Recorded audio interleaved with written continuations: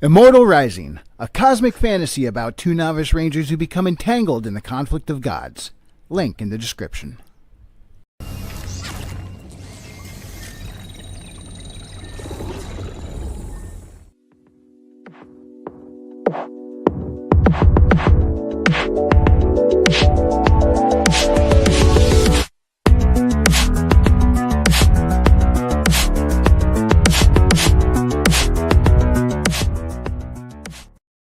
Greetings, salutations, and other big words. My name's Ethan. My handle is Wrangler. Welcome to Frequency Studios, weekly wing at number 120 here on Rumble and YouTube. And starting off with us tonight in that big box right over there, Mr. Frederick Guimond. Hey, how you doing, Wrangler? How's everybody doing tonight? All right, and I just realized Good. I have my own logo just plastered over my face. Give me a minute to remove this. Yeah, While I'm removing that, I didn't notice any difference, actually. I think I look better. And right, It is you, in the after box all. right below is Mr. Billy Bobsack. Taplow. Did you just kapla on top of James? How rude. That's right. I sure did. Also joining us tonight, who just got kaplawed on, is James Esparza, the space pug. Bark, bark, bark, bark. Communism is not your friend. Bark, bark. Jeez. And joining us for the first time tonight from Immortal Rising Comics, Mr. Aaron C. Raise the roof. What's up, RH? Good to see you. Issue 2 just released, right? I'm sorry, what's that? Did issue number 2 just release? Actually, I just finished up initial fulfillment. So everybody just recently got all of their orders, but I still have a store open on Fund My Comic. So, which I was just saying backstage, I got like 3 or 4 sales today, which I need to go over and send it off to my fulfillment guy, Critical Blast, and get those out. So, pretty Nice. excited. Awesome. And Frederick's got one of your cards, Look at that. Looks good. So pretty. which is distracting from our other panelist, King Bob. King Bob. Oh, that looks pretty. That's It's really Queen Bob. I'm You're right. here on You're threat right. of bodily harm. Hey, Bob. What? Did Maji threaten you again? No, Christina did. Yeah. Oh, okay. Good job, Christina. And speaking of Fund My Comic, I believe you can find your books on there, right, RH? Yes. I Yes, actually Mrs. RH Snow. Hi, how are you doing? There's like a hidden shop. I just have it in the back just in case like Amazon goes down. There's like bootleg PDFs in the back. I don't think Oh. anybody knows it's there because they hide it. Like I sort of just keep it back there. But Yeah. it's a good idea to always have yourself diversified. So I was like, you know what? I'm going to go ahead and keep my stuff over there just in case. So, because I don't have a campaign going on right now. I'm terrible at campaigning. I hate it. I have such a hard time. I'm always like, I know y'all don't have any money. We're all broke and trying to buy eggs. So here's a freebie. You know, like I can't. It's just terrible. I can't do it. Y'all are awesome. Y'all know how. Well, eggs are down now, so you can Yeah. tell everybody to buy your book again. Tell everybody buy Yeah. it.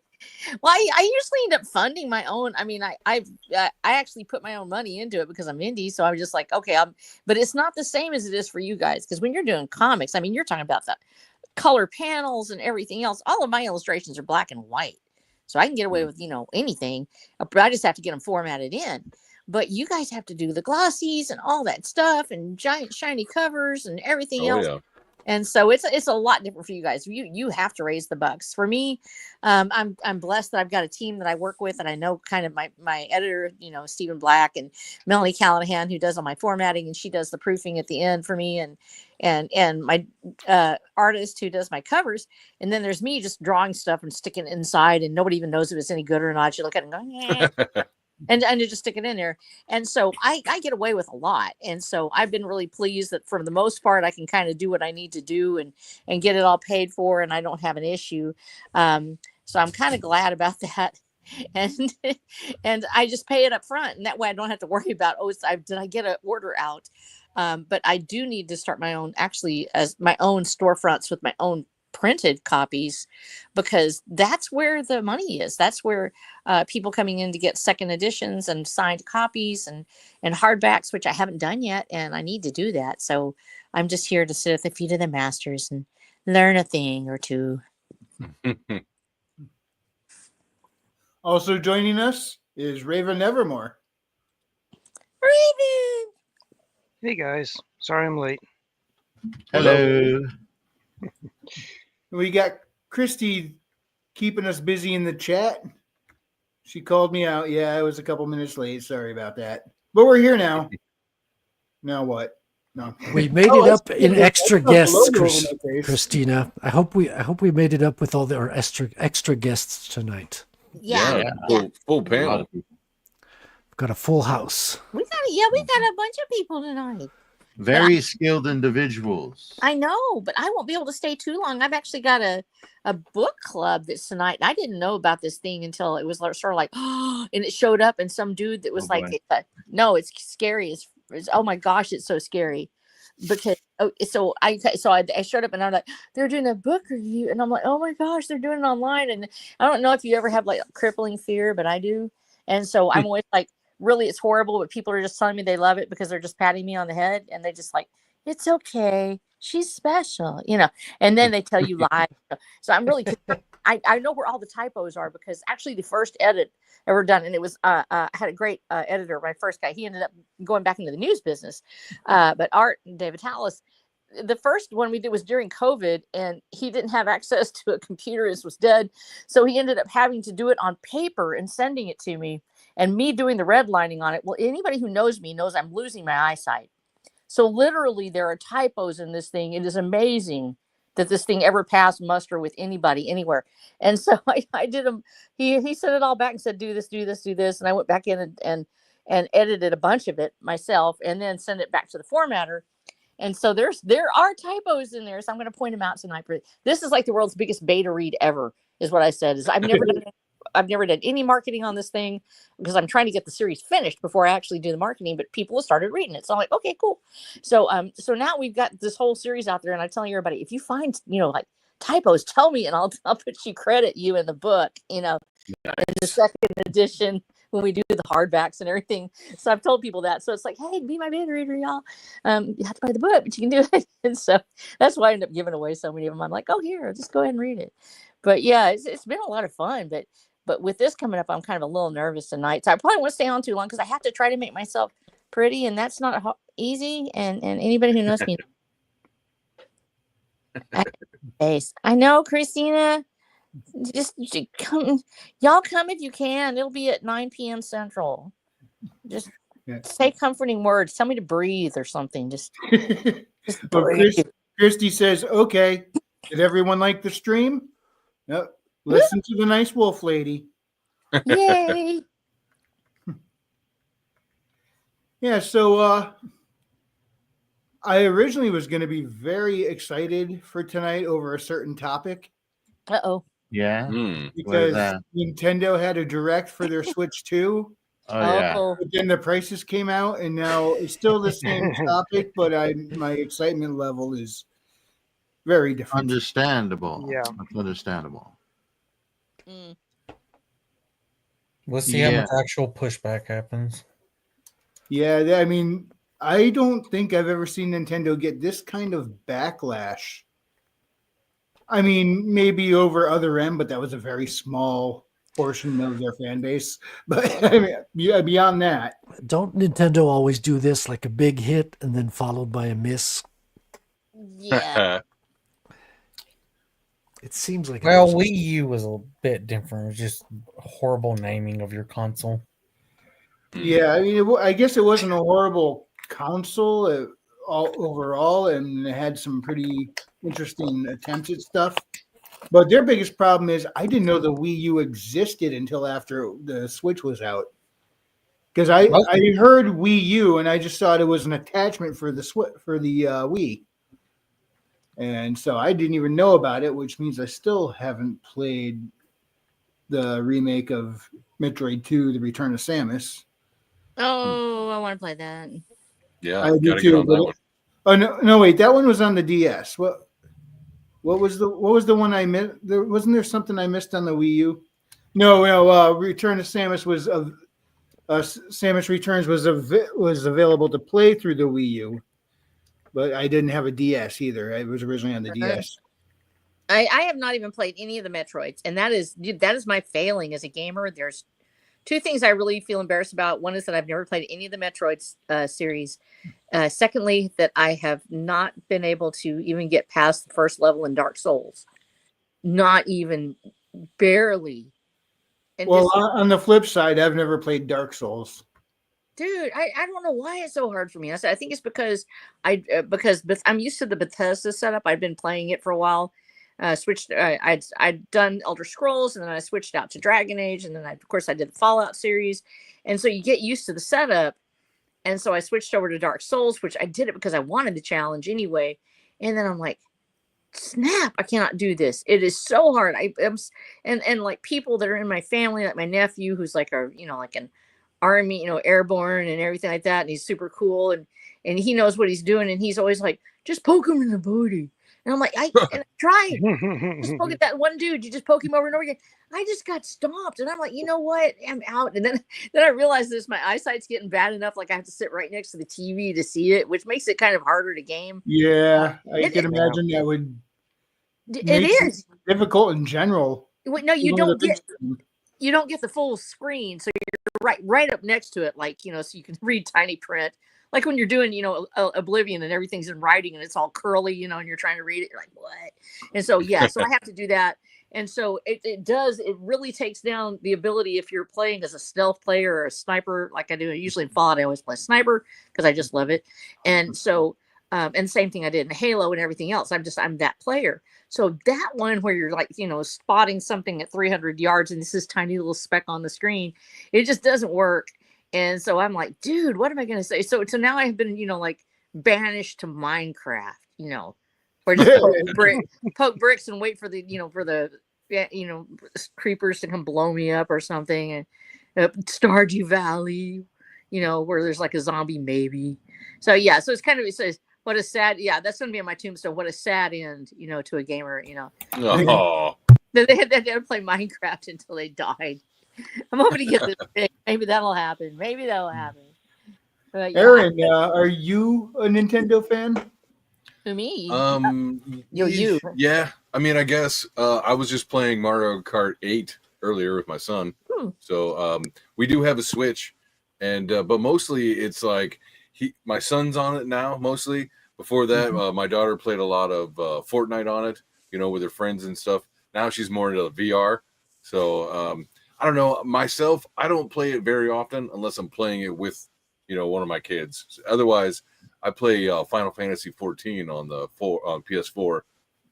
For now, I'll probably switch over to the PC eventually, but I don't know. We'll see. But yeah, I'm a PS4 guy, really. Gotcha. What's your take on the whole price situation with Nintendo? What do you think? Are they ripping us off, or are there reasons for it?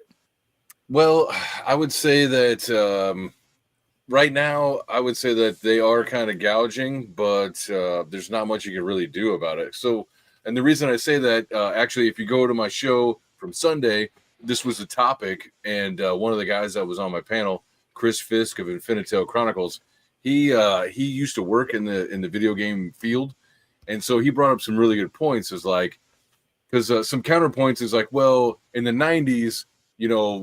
Final Fantasy 3 was $80, but his point was like, yeah, but back then it was harder to make these games. Not as many people producing them. Equipment was more expensive to make them, and things like that. So today, I don't know. I don't think that it's necessary. So. This is what I find the most egregious. Yeah. You're charging more for a physical fucking copy. Yet it doesn't actually have the physical game on there. What? Yeah. Yeah. Are you Right. kidding? The key cards. Yeah. The key cards. However, gonna I be- heard an interesting take on this earlier today, actually. Yeah. And I haven't looked it up to confirm it, but someone said that these things were already happening, the key cards, except people would buy what they think is a physical copy, get Right. home and find it's a key card. Nuh-uh, Something Nintendo did that most other game companies haven't done is they said, hey, it must be clearly labeled as a key card and not a cartridge. If it's a cartridge, it must contain the full game. And they Yeah. want it labeled on the box. So that's one thing, check box. Yeah, but here's the thing: they're charging you extra for the physical version. It's not that the digital and physical are both at the same price. They're specifically charging you extra for digital, in Mhm. which you're just buying a box at that Yeah. point. Yeah. Shitty plastic. That's what you're buying. No, they can get wrecked. After my Yep. PS3 died, I was like, nuh-uh. 'Cause, no, it's that been was- a year. It's horrible. I hate not having the PS3 because I can just pop in. Like, I have all these discs. I am going to find me another PS3. I don't care what it takes because I PS3 love has some great games on it, that's for sure. No, dude, yeah. And I was like, well, I didn't see any reason after they came out with this whole thing with Dragon Age where they shut down the servers, you couldn't get the DLCs and everything like that. Yeah. And I was like, no, I'm not buying up just so you can force me to get it because I'm just evil and old and I don't care anymore. You And I know, like- before speaking of the DLC shit, Yeah.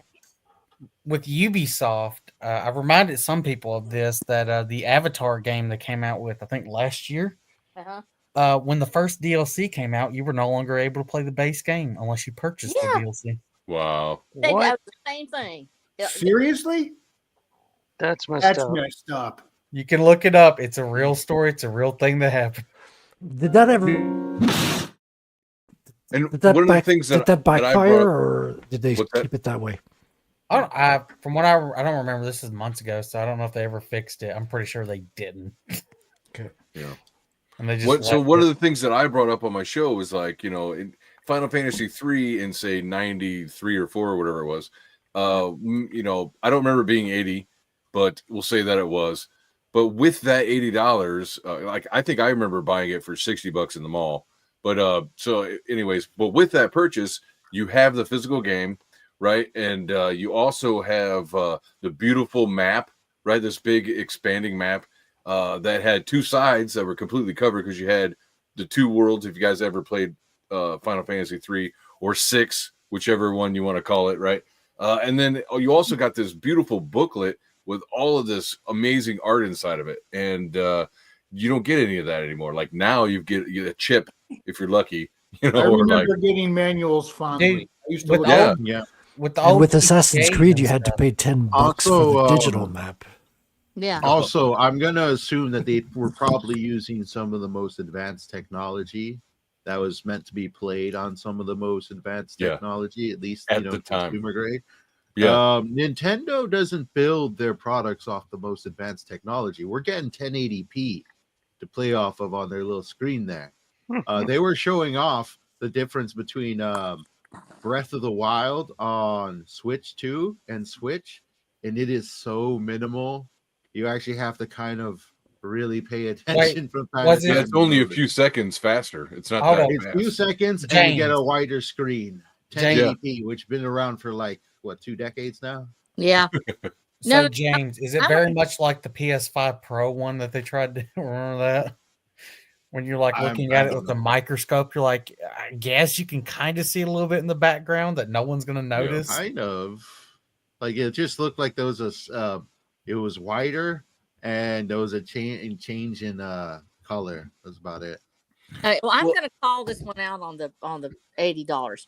If they sold it at 80, because I was there, okay, so I'm like there, I'm playing Doom, playing everything else. I did not play Final Fantasy, but when they had something that came out at 80, you just go up to GameStop like 3 weeks later, or what was the one that we all went to? I think it was GameStop, and you go and you get it on like for $40 because somebody would get rid of it because they didn't want it or they couldn't play it or whatever. Yeah. You just wait until it went on sale, and that's what we did because you could sell the physical copies. And so we Yeah. would go out and get the physical copy like 2 or 3 weeks later. And that's how you got Yeah, most of the game. That's why they're moving over to digital and all this. Yeah, So well, that way they get rid of the secondhand market where a lot of Yep. sales actually happen. People save money, yeah. and you have third parties who gain, not them directly, and that's why partially we're here. yeah. Or being able to rent to try it out for a weekend to see if you even like it to want to buy Yeah. it. Like that was huge. Now I buy less games now because I can't try them first. I They easily. a demo. You got a demo, like 3 levels. That's what I got with Yeah. Doom. First time I played it was working on the demo levels. I played that for like 2 weeks before I finally decided to go ahead and get it. But And no, weighing it up, I think it's only like it's very, very rare we ever get like a demo. It's usually Yeah. a digital version. There was a service that like lets you sell like your Nintendo games and get credit to buy new ones and stuff. yeah. It was called Electronics Boutique. Thank Yes. you. Well, I mean, That's where I there's bought my one Final online. Fantasy. In some cases, Radio Shack, believe it or not. Yep. Yeah, never I really love shopped there. No. Hollywood Video had their version of GameStop called Game Crazy, and it had better prices. Hey guys, I gotta go. I gotta bounce. I gotta go start painting my face. But Alright, also keep bye. in mind, back then you got the physical copy, Yep. and it was the complete game. No DLC shit, no microtransactions, none of that other shit. Yeah. Yeah, I Yeah. love y'all. I gotta go. I talk to you later. All right, good to see See you, you later, RH. Kyle. You have a Bye, great night. RH. Hope everything goes well for you. If you get it, hop in if you get a chance. It'll be over. You can go to my Twitter feed and look at it. It's on Dirtbaggery Reviews, and just tell me to breathe into a bag. Somebody else already found typos. It's a friend of mine, and they're like, "I found 2 typos." I'm like, "You're credited in the book now, yay!" I love you. I love y'all. I love you, King Bob. I love you, Billy Bob. I love you, Friedrich. I love you, James. I love you, everybody. I can't see, the screen is too tiny. I'm like, I know that Wrangler's here. Love everybody. Love you. Bye. Cheers. Have a good night. God bless. Also, at Game Crazy, they let you play the games before you buy them, which was cool. Yeah. So the one thing I will say they got no wiggle room on, this is absolutely BS, is the demo game where you can explore the hardware's option and stuff. You have to buy that separate. Right. The which Yeah, one? that should have been free. That's a little freaking little informational for your game. It's like Yeah. $5. You have Oh. to chill out some cash. And that's other thing, Aaron. So GTA used to, you'd get the map and it would have a poster on the other side. But Yeah. you would also get a game manual that was actually in the lore, showing you the different places on the map and stuff, and music. Yeah. Yeah, it's those little things that you don't really get anymore. It's like, oh, well, I can find it online. But you know what? I really appreciated being able to unfold the map and really look at it, or even hang it on the wall if I wanted to. Like you were saying, a poster. Like, Yes. do you get that anymore? I haven't seen that in a game in a long time. Rockstar, you can the get a last game they digital released map. was Red Dead Redemption 2, and it still had the map with it, but it didn't have no manual or anything. Nothing Yeah, like that. now you have like Yeah. Assassin's Creed where it's only a digital map and you have to pay $10 extra on your game just to have access to the map with all your goals, like all the little Oh god. Yeah. missions and side quests. Speaking You of have to print it out Assassin's yourself, Creed, or No, it's digital, so you Oh, have okay. access to it in the game. So basically, they lock you out of it to charge you $10. Wait, oh, what? that's awesome. Hold up. You don't have an in-game map? You have an in-game map, but you don't know where your secondaries are, where the items are hidden. You have to basically scour the whole background, the whole map, to find them. But they allow you to pay $10 to have them all appear as markers on your map. You see why I'm like actually happy slot this fucking Speaking of Ubisoft, I found that trailer I fixed for them. You guys ready? I know Sure. a bunch of you've probably seen this already. Do Here it. we go.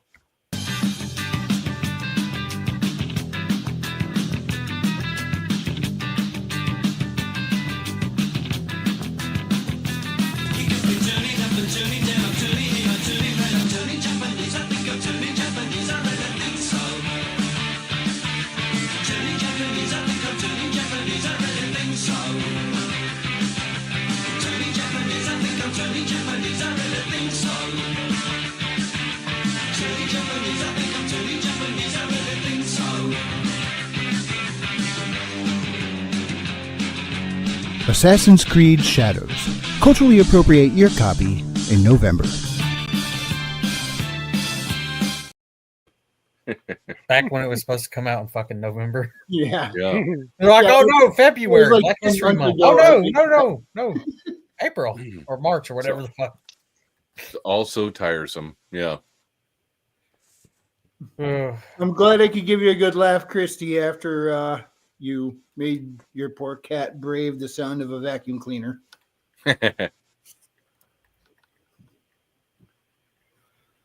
Yeah, so I still think if they just said screw it and ran that commercial, people would at least laugh and they'd probably get a couple extra sales out of it. Yeah, probably.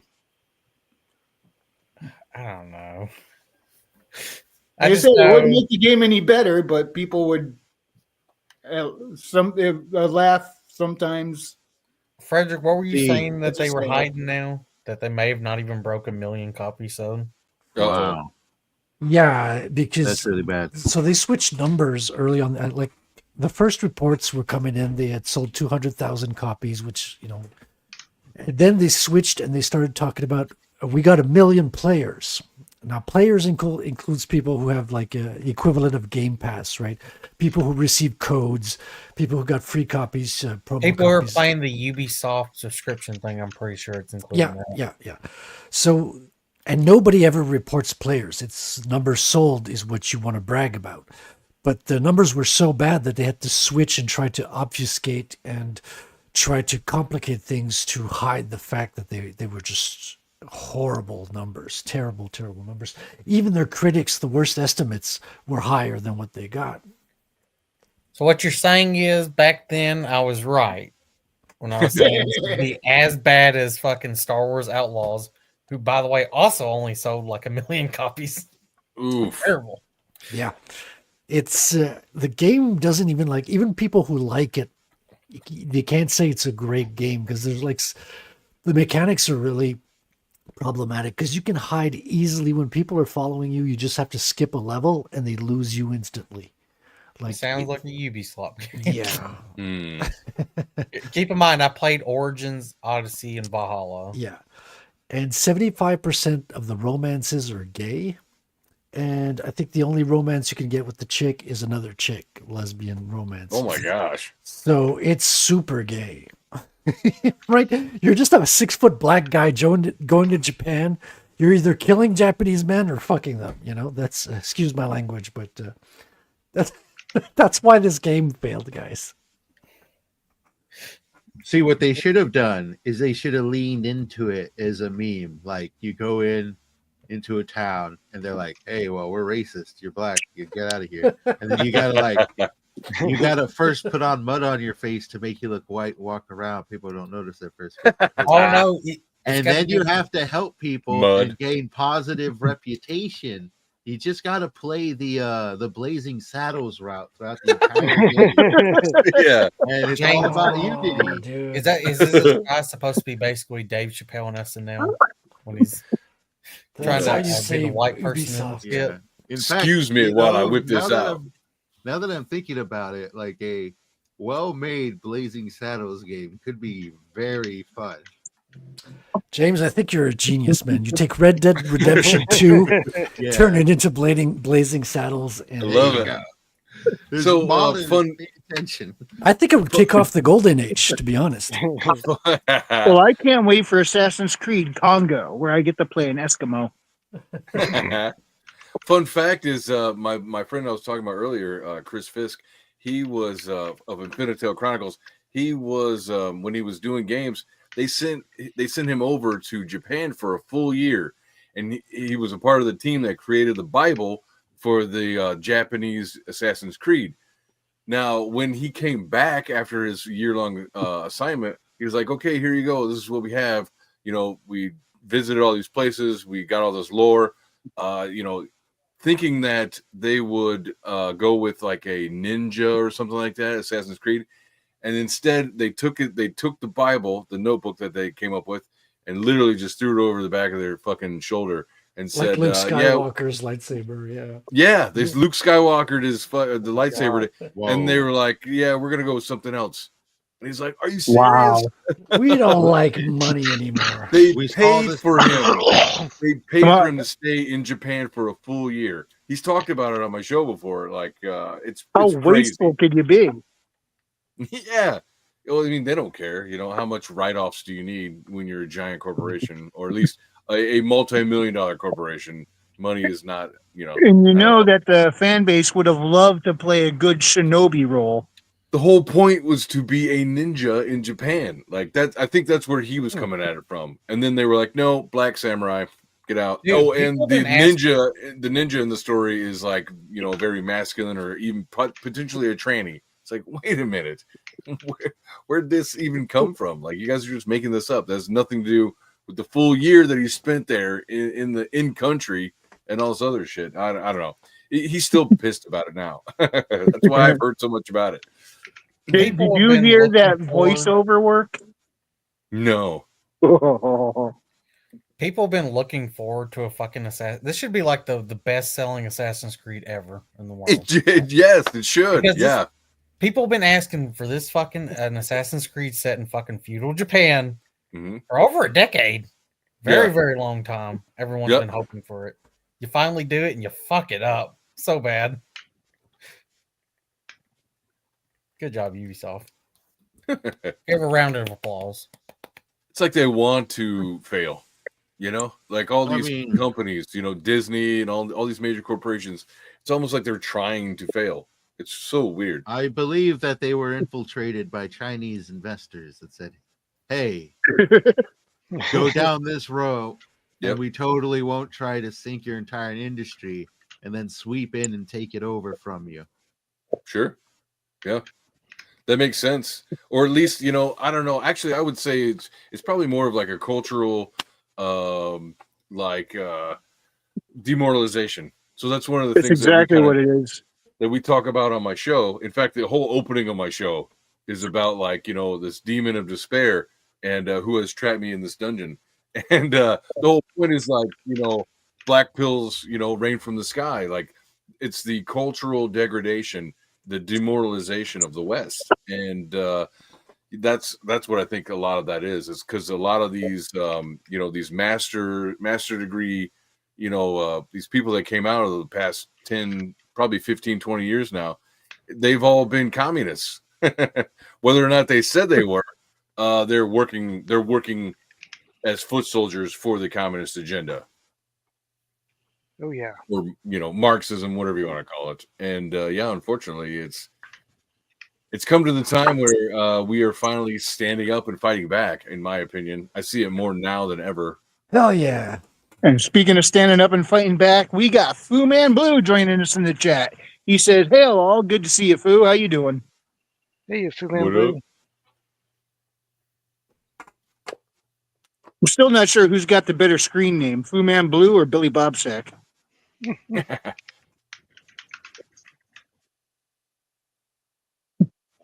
Yeah, fight. Fight. Yeah. Indeed. Christy asks, "What does it say under Frederick's name?" I'm really thinking I'm reading it wrong because it's so small. It says retcon specialist. You see, I've always been a retcon specialist. That's the beauty of being a retcon specialist.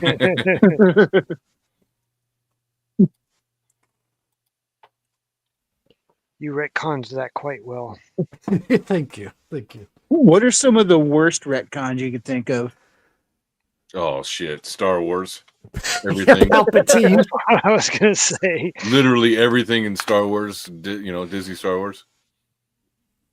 You got a point there. I can't think of anything that compares to it. I would put Star Trek up there with the whole Discovery thing, but they gave us a way where we could headcanon that way to look like it's officially out of canon. Right. Yeah, they tried to walk that one back. I heard that. I had never watched Discovery. I was told not to. It was dum. Yeah, it's like a dream. Like all of it ends up being like a fucking dream or something dumb.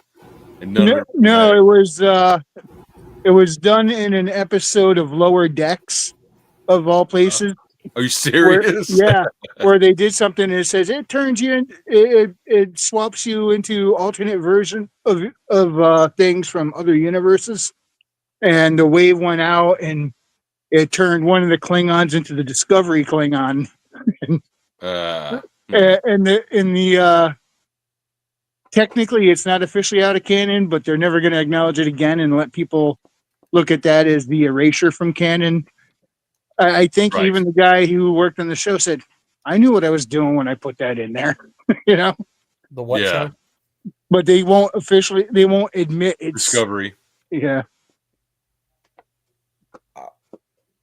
STD. Yep. Yes. What's going on with STD now? Nothing's going on with it anymore. It's dead. Deader than dead. So dead dead. 6 times 6 feet under. They've removed the headstones. It's modern business have enveloped it. That dead. It's that type of dead. Mm-hmm. It doesn't surprise me. Paramount was also like losing money out the ass. It's deader than Laura Palmer. The only thing they had going on was the what was it? There's a deep dive. Yellowstone. Oh yeah, right. I don't Yeah, think, I well, don't it'll know come any back. other one. I tried Star Trek watching will that. come back. I tried watching that 1883. Man, I think we got like 3 episodes in. We couldn't finish it. I was like, this is I don't know. It was very cringe, and not to poo poo any fans out there, but it was like, I don't know. There's a lot of virtue signaling going on. I'm like, Oh, the how show's is got this- woke shit in it all the way back from like season 1. I barely watched it. Been season and I've 1 heard has, Yellowstone is really good too. And I was like, oh, okay, it's supposed to be based. And then so we were like, me and my woman were very like completionist. So we're it started at the beginning, and then let's go through it or whatever. And then it was like we couldn't even get through 1883. It's like, how is what are we supposed to do with this? You know? you had like a lot of woke stuff even in like season 1, if I remember correctly. All the way back then. It's about as based as Brokeback Mountain, you know. Oh shit! I never saw that. Thankfully, I don't know what that means, but that's Yeah, I get the thankfully. idea. And I just missed that perfect cue, didn't I? What? Oh no. Do it. Do it. Shot of me.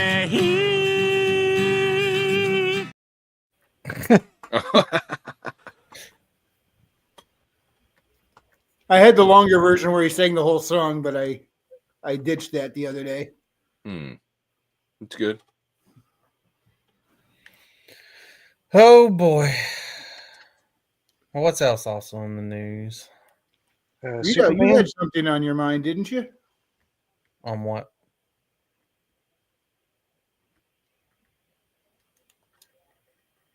I don't know what you're referring to. To be I honest. thought Readout posted somewhere earlier today that he wanted to discuss. Oh yeah, something. let's talk about keyboard warriors for a moment. Yes.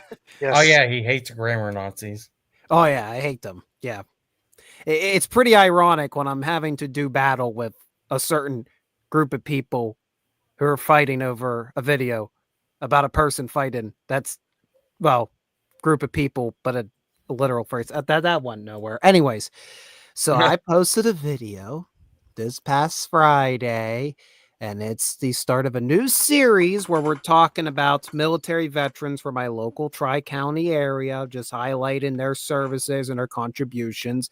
And I figured the best way to start it was to talk about a local Medal of Honor recipient. Nice. And I wasn't going to use the title Laurel Highlands Heroes Episode 1, Sergeant Alvin Carey, because I'm like, that probably ain't going to work well for YouTube search.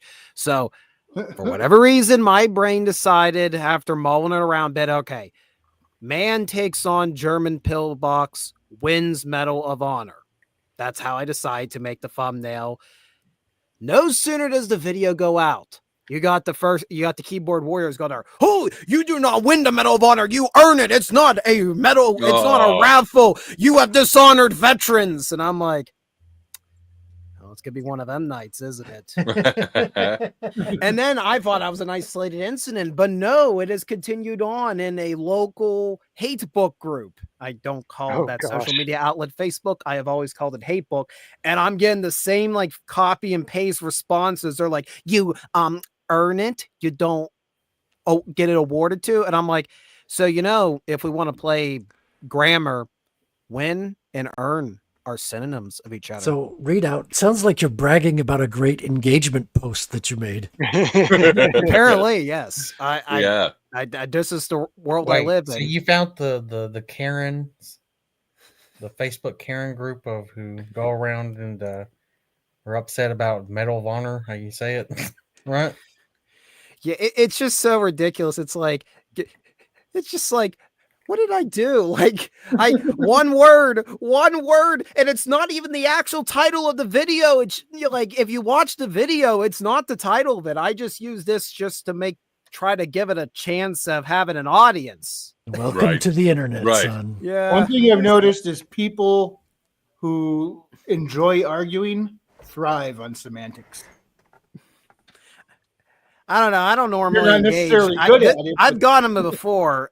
Believe me, I've got them all the time. And morally, I just roll my eyes. I'm like, oh, well, that's stupid. Only time I really like engaging is if somebody tries to dispute me on a fact.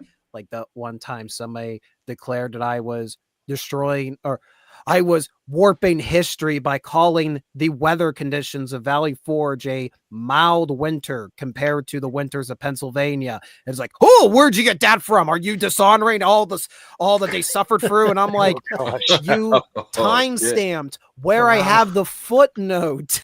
So I just went to the footnote and restated what I did in the video. I'm like, no, most historians agree that the weather was relatively mild. I'm not saying they didn't have an easy. I'm not saying they had an easy winter. Actually, if you watch the whole video, my you will God. proceed to learn how I say how they had a horrible winter. But it's not because of the weather. It's because the whole supply network was complete foobar. Yeah, they didn't have supplies. Yeah. So Funny read thing- out. I have the perfect meme for you. I have to find it. Where's the leftist saying source?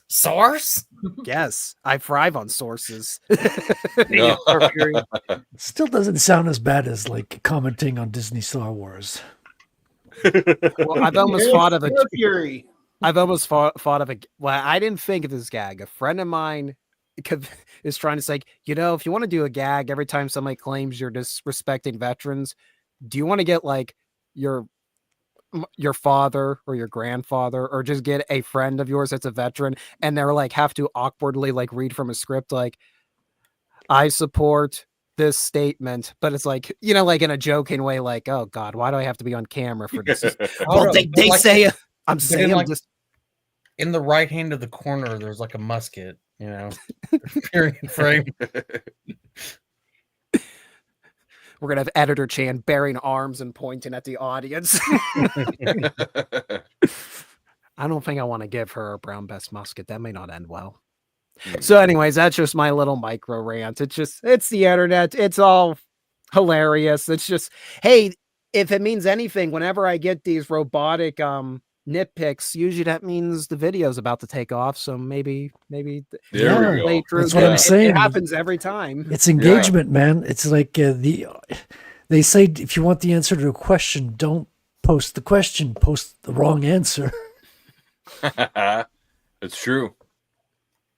I think Trump was great at that with his hyperbole. Where he would say a stat or something, and he would embellish it, and then everybody would be like, "Oh, he's wrong," and it'd be like, now that's the news cycle, just like actually pulling up all the actual points, which he's hyperbole or embellished, but now it's the topic of discussion. It's like, but here's the funny part. Usually it turns out it's true. Smart rhetoric. Usually it turns out it's true. Remember the who's talking about spending $8 million on transitioning mice, trans mice? No, I don't remember that. That's funny. Well, they were like, no, actually, it didn't. And then it actually posted, Doge posted the funding breakdown. And yeah, like $2 million was spent on researching transitioning mice. Oh my gosh.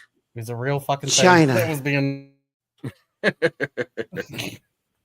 I was like, or the other time was when he was talking about the coyotes, which are the. Oh, I don't know. I'm not sure of that one either. It's the Mexican cartels. Yeah, that one was traffic and hilarious stuff over the because border. people who have no idea anything about the cartels don't know what the coyotes are, which are the traffickers. Yeah. So they thought he was talking about literal coyotes. And they're like, he's so dumb. Oh, I remember that. Oh my god, he's Oh, so dumb. wow. He thinks Yeah. That was coyote. hilarious. No, you idiots. Yeah, there's so much going on politically that I'm just like, you know what? I'm gonna wait till the dust settles. You know, like I'm just gonna sit here and make a Oh, comic. I think those two were like Yeah. close to a year ago, if not over a year now. is that Oh right? yeah. Those were Yeah. those were during Biden's presidency going into the election. When I think those this one's brought done. up. Biden's puppetry. Mm. Nice. Look at that. Maybe a couple of The extra goblet details. is so shiny. Yeah, these are going to be like chapter separators for Otter's book. There we go. I like the different Oh. different thickness in the ink on the goblet. Looks good. I do need to ask Otter dagger, what was, too. what was the response to us one-shotting that dragon frequency? Because What I don't was have it? Twitter, so I can't look at replies or anything. Oh, dude, I saw like I think it was Otter posted that you guys that he was DMing and you Mhm. was it some of you guys playing in that game? It Mhm. looked fun. Yeah. Oh, it was. It was. Well, we one-shot a dragon, you know. A little legacy dragon. Should I 'Cause, bring that up and play it? Sure. hold up. Give We me can a sec. EFAP it. Well, actually, well, hold up. Hold up. Oh, well, you can play it because you got it through Discord. All you have to do is share it through that or download it. Oh, you guys got a Discord. Hey, I'm gonna take a break. I'll be back in like 2 minutes. Okay. Alright. Let's see.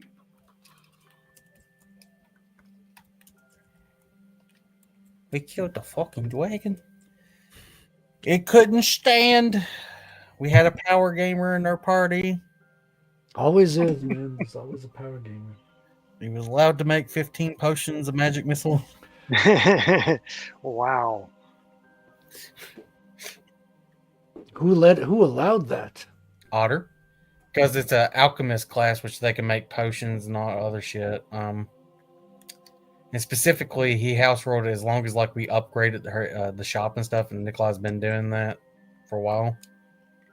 He upgraded where he was able to make higher tier on the wizard. You need spells to and shit. bring in brown shirts to break that shop up. You can't allow people to make potions like that. You know, we spent the time and money, so technically it was fair.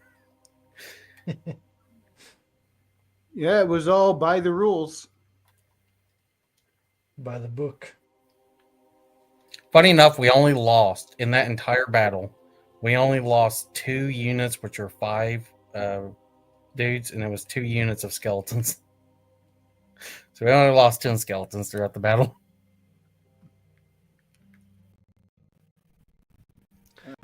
How do you have skeletons working for you? How does that work? Well, we made a deal with the Lich to help us in the battle. Oh, that's where it came from. Guy that goes by the name of Lord Wax. What isn't he like? Doesn't he have in charge of like an entire town or something? Or Nah, he's got like a big castle thing that has a lot of wax in it. But he- a lot of wax. he's like an undead mob boss or something. Well, no, he's a Lich, specifically a Lich. Aren't liches undead? Yeah. Yeah, but I mean, he seems to act more like a business person than anything for the most part. I don't know. One day we'll probably have to fight him. Yeah, I'm sure. I mean, it seemed like everything was pretty airtight when we dealt with him, but I'm sure Otter's going to find some way to make that come back and bite us in the butt. Probably. One Right thing now- I can say about Otter as a DM, he likes our actions to have consequences. It was funny that Christian's new character almost got killed during the battle because the 2 shamans ended up shooting magic missile at him. Here we go. I'll play it here. These 15 fighter who I gave 15 potions all cast a potion of magic missile. Okay. So how it actually works is they're not drinking it, they're just uncorking it, and the spell basically just turns into pure arcane energy arcs where they want it. Oh, shoot, also, right at- Otter, would my damage from the magic missiles be divided between me and my horse, or only on Tyro? it's only on Tyrone. They are targeting you specifically. I may be fucked, dude. I don't think I can even engage them. Holy shit! Holy Take 200 Hey, Otter! damage. How many potions did you make? A lot. 15. 15? Wait. At what caster level? Yeah, Level- what caster level? Level 7. Level 7. That would be That's 4 bolts. yeah, 7 times 15. yeah. Because 2 at 3, 3 at 4, 4 at 7. Holy shit! Jesus Christ. So,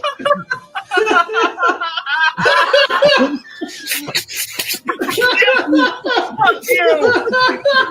Everybody throw your magic Otter! missiles. Can you narrate us the dragon's pitiful death? Alright, you can Oh my stop god! that now. You know what scene we just recreated? Marcus, you can stop there. Konosuba. Oh, the Lord. fucking movie. Explosion. oh my god. Okay. First of all, Nikolai, I want you to narrate how these fighters are like all uncorking the potion and just Hold like up, they're doing like a Samoan chant stuff. Haka. Christian? Hey, I got that to the Makaya. so They are Billy's fighters. okay, they're Billy's Never fighters, done so it y'all have that way. y'all have No, what I went didn't let through you this, know, y'all have Otter, trained. we were host the Samoan dance, and they uncorked it, and it fucking colongated into a big giant fucking blast, and went right through Yeah. the fucking dragons. Here's the Hard. thing. So basically, all of your fighters uncork these bottles, and the Well, hold up, they did a little Samoan dance chant before. no, they don't. Why? So they dive into it. they uncork all of the flasks. The magic missiles just fly out like 4 apiece, and it's almost like a fireworks show as they all kind of like streak and coalesce in the air, and they just pummel Ramas from like all sides, and you hear just like a great bellowing roar as the dragon is like simultaneously surprised at your old stratagem and the fact that there is nothing he can do about it whatsoever. And with a final groan, it's like a hint of steam just kind of like goes out of his maw as he just falls 20 feet straight onto the ground, just like with a great, just like absolute like impact. Also, fuck you, Twitter, bitch. Yeah, fuck you, Twitter. Also, the whole enemy force, every single unit has to make a morale. I like the fuck you Twitter at the end. Well, because they were doubting us. They're like, oh my god, you're gonna die. Like, all right, sure. So, what level was the caster that made the potions? 7. So she's an alchemist. The class. So bonuses to potions or something? So specifically, Otter ruled it as like her alchemy shop has to be a certain level for a certain level of spells she can make and potions. Okay. Well, we upgraded to level 4 before we started this fight. And before we were gathering the final parts of this. Well, level 4 ends up allowing him to make spells, I think at 5th or 7th or whatever level. Okay. Yeah. So he was able to make the 15 magic missile spells that we needed. Holy cow. We've been metagaming for like 2 weeks to figure out a way to really damage this dragon. We're like, what edition were you guys playing? we were playing Castle and Crusades. Oh, Castle. Okay. Those guys are cool. Oh, it's a blast. It's I know Otter is really enjoying using their system for the most part. Yeah. I do have. We also have the so to give a little bit of context, Christian's original character ended up like making a deal with the Red Dragon way back, like sacrifice people for spells. I heard something about making a deal with a lich, so I don't know. Well, we made a deal with the Lich for the dragon fight. Yeah. Lesser of two evils at that moment. The dragon who wipes us out, or I guess we'll make a deal with the Lich, which was to deliver a chick to like a area to do a ritual thing. We don't know. We left. We'll find out what happened. That can't backfire ever. No paladins. We do have a paladin. Christian's Uh-oh. current character. Well, Christian's original character was Cerealis, called a wizard. He ended up getting transported to the dragon, and he was no longer a player character. Christian has a new character. Otter was getting ready to introduce Cerealis and have Christian roleplay him. Go ahead, play with it. And yeah, this is the result right here. All right, so the enemies are going to go. So you don't see any forces come out immediately, except for one. It is a hooded figure atop the hill. Those of you who can see far enough, pretty much any elves among you, those with Twilight Vision, can see that it is Cerealis standing there. Christian, how do you want to roleplay how Cerealis talks during this? Right now, he's yelling, but they can't hear him, and he's too enamored with himself to realize it. All they hear is from a very long distance.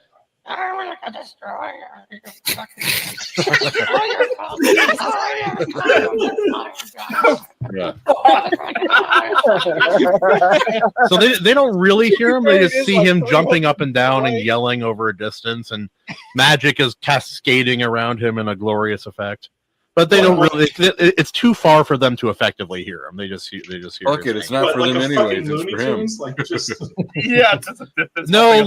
Like an anime villain who has cracked and his voice is getting higher pitched the longer he monologues. Oh, bad. Yeah, but I get it. What you mean? But they start Otter.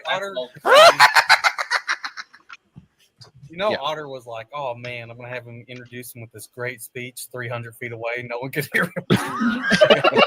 As soon as he showed me where he was, I'm like, "There's no shot they can hear him." All right. Yeah, he was the character was 300 and something feet away, and I'm like, I don't think we could hear him technically. Yeah, that's a long ways away for someone to scream at you. Yeah, So that whatever TTRPG you play, it gets better when you play with Christian. Is that right? Yeah, my tables we're stuck on 3-5, so that's our go-to. Casting Crusades is fun. So I had one of those guys. I think it was Steve. He was on my channel. I think it was a year, maybe 2 ago now. Super cool dude, and he retweets when I had my campaigns going. So really, sweet. really nice guy. Yeah, they're really nice and cool as fuck. Like he just seems like a kind of guy you can just hang out with, maybe have a drink or something. It's really nice. I'm glad that they're having good success. I was telling Otter we should keep track of everything we do, write it down in a novelized form, and send it to them. Say, hey, you want to start your own world's novelization? Wow. Yeah.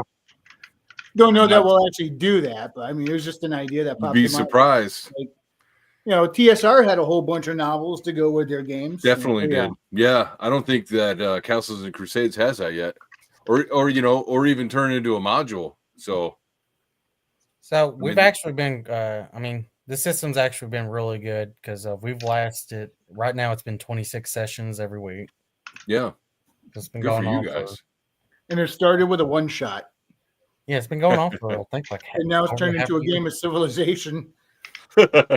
So we started off all showing up at a fort. Now the place is, what is this? It wasn't a fort. Is it a village yet, or is it still a town? Oh, it was a Thorpe. Yeah, which is like less is like 50 people. Yeah. I didn't even know what the classification of this was, but that's where we started first session with me, Christian, and Frequency. Nice. Then it turned into Hamlet. Now it's, I think, a village. village on the verge of becoming a town. There we go. See, Wow. Well, see, and the villain to be like, see, that's the problem with heroes is they make these things get bigger. They make more humans. God dang it. Yeah, we make ourselves a bigger target. That too. That's always the fun part. Is like when you get high enough level where you can like build keeps and towers and have minions and shit. I don't know. Oh yeah, Nikolai. He started a potion shop and has been expanding the business. Now has employees and There we go. he's building a bathhouse. Yeah, currently I think we have Whoa. like 64 fighters that I'm commanding, and then I think like 40 something scouts that Frequency's commanding because you're allowed to recruit in downtime and stuff. Sure. Train them up. Pretty much have a whole ranger training camp. Nice. It's been fun. Otter's gonna have to actually take our village map that he done. He's gonna have to make it overhead now. How big it's grown. Yeah, he never now it's like expected that. None of us did really, but hey, That's let's all I'm do saying one is- time this new system, and we never stopped. All I'm saying is the Twitter people are saying that we should run, abandon our village that we're supposed to protect. What? Get real. Nope. That's why we Stay, you recorded fight. it. Yeah.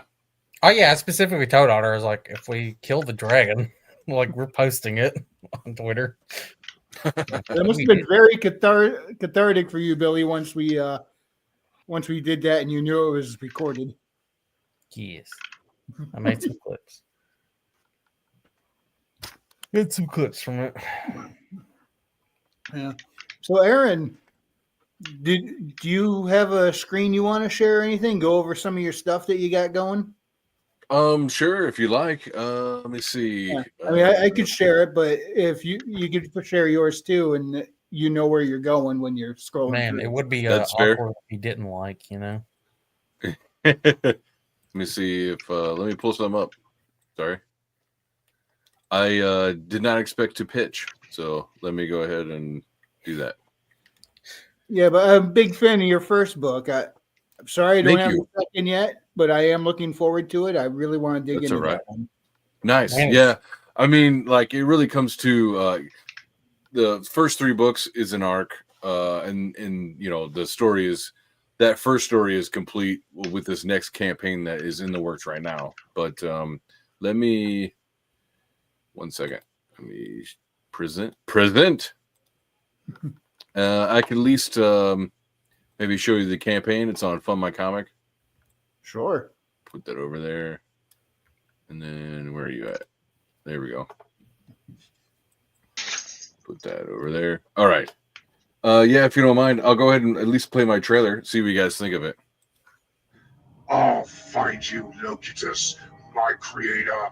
From your chaotic bones I shall make my order. You guys hear that okay? Yep. Yep.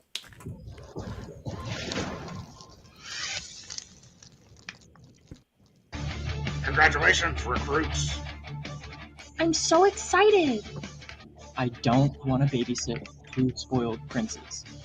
I need to make a good impression for the soldiers. This is a silly waste of time. What? Is that my long-lost magic ruby? Empress, find my ruby. Your will is my command, my master. We're invading Terra to find Balmain's ruby. Go forth, save the innocent, and punish the wicked. Yes, Father. I have an easy life. But is that all there is? The ruby could win this war once and for all. Let's kick the nest and see what falls out. Locutus calls to his creations for help. Where are we? What are those things? We have to get out of here.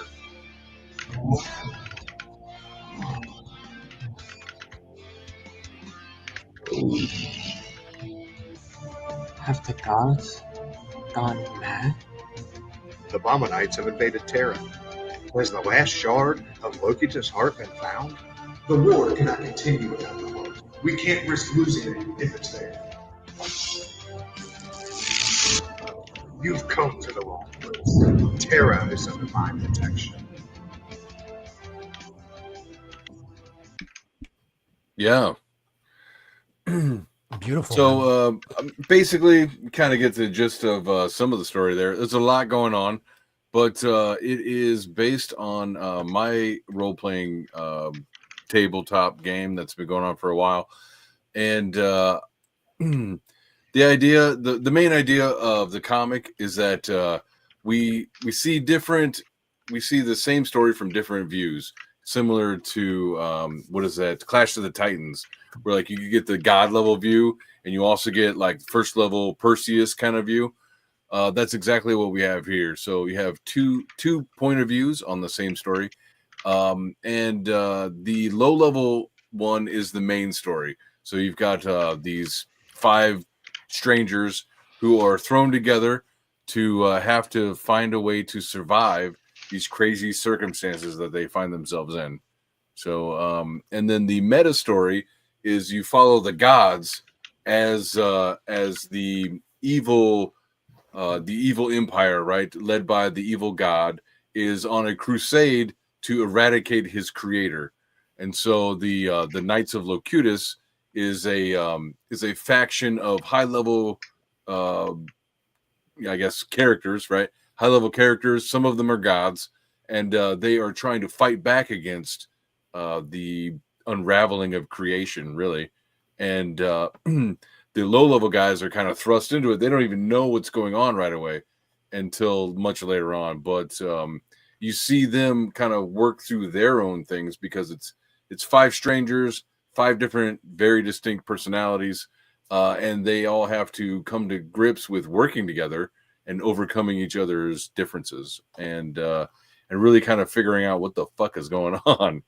But yeah, it's really unique. If you like Final Fantasy, if you like dark stuff like Castlevania, imagine those things coming together, and that would be immortalizing.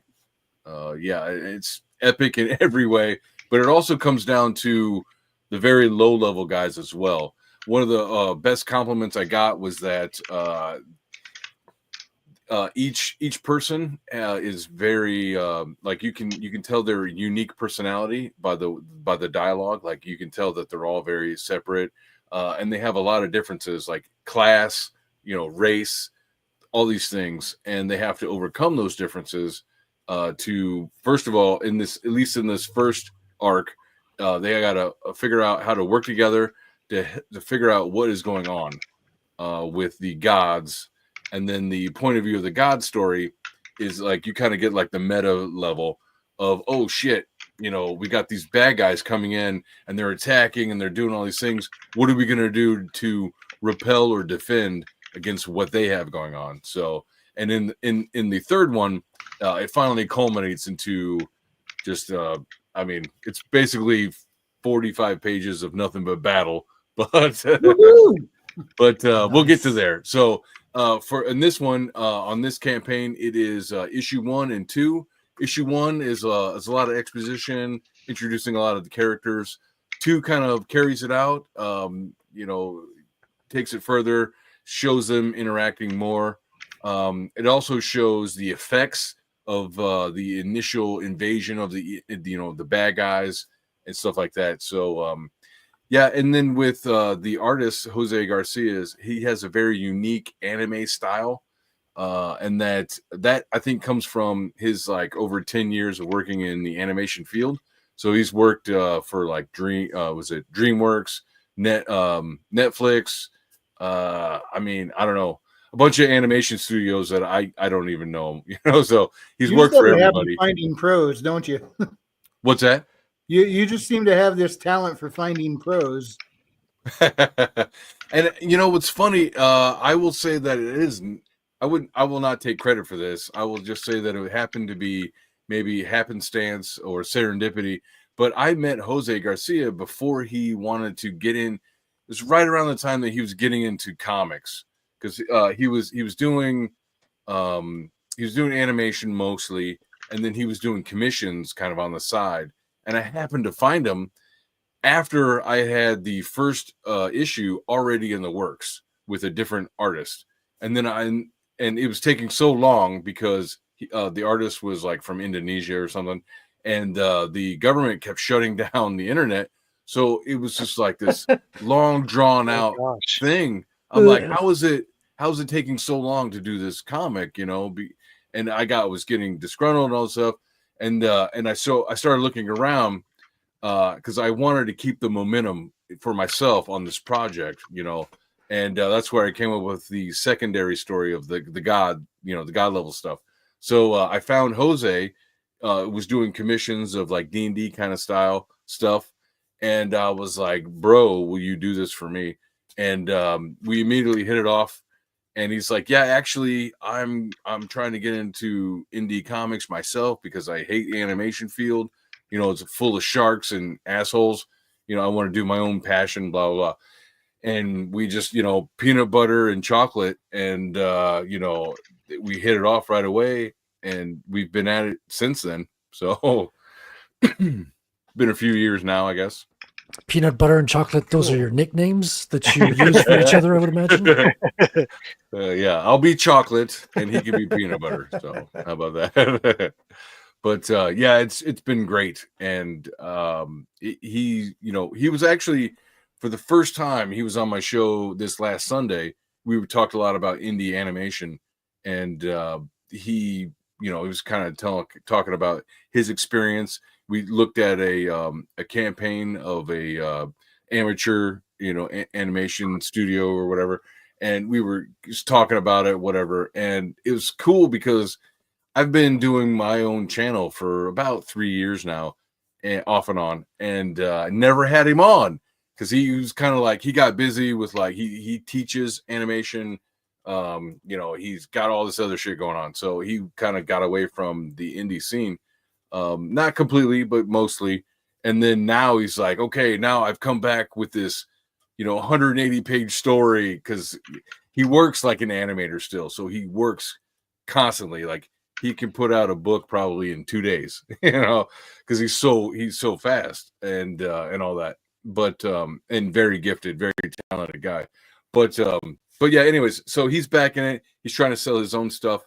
And he was on my channel for the first time, and it was just so cool hanging out with him and like talking about all these different little nuances about, like, first of all, me and him working together, because most of the time we've mostly talked about just work itself and the project and stuff. And then here we were like bullshitting about, the Switch and the new announcements. And then we talked about movie trailers and, I don't know. It was cool. He's a really good guy. Really cool.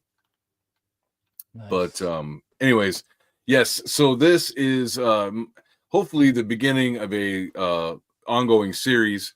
We've at least got these three. The third one's in the works. I've got a side story, Immortalizing Tales #1 was done. It was actually in an Anvil magazine #2.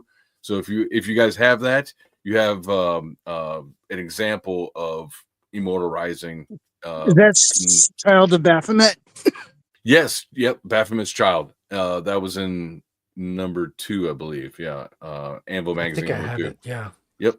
And I we do did have another that. one. I haven't read it yet. I Sure.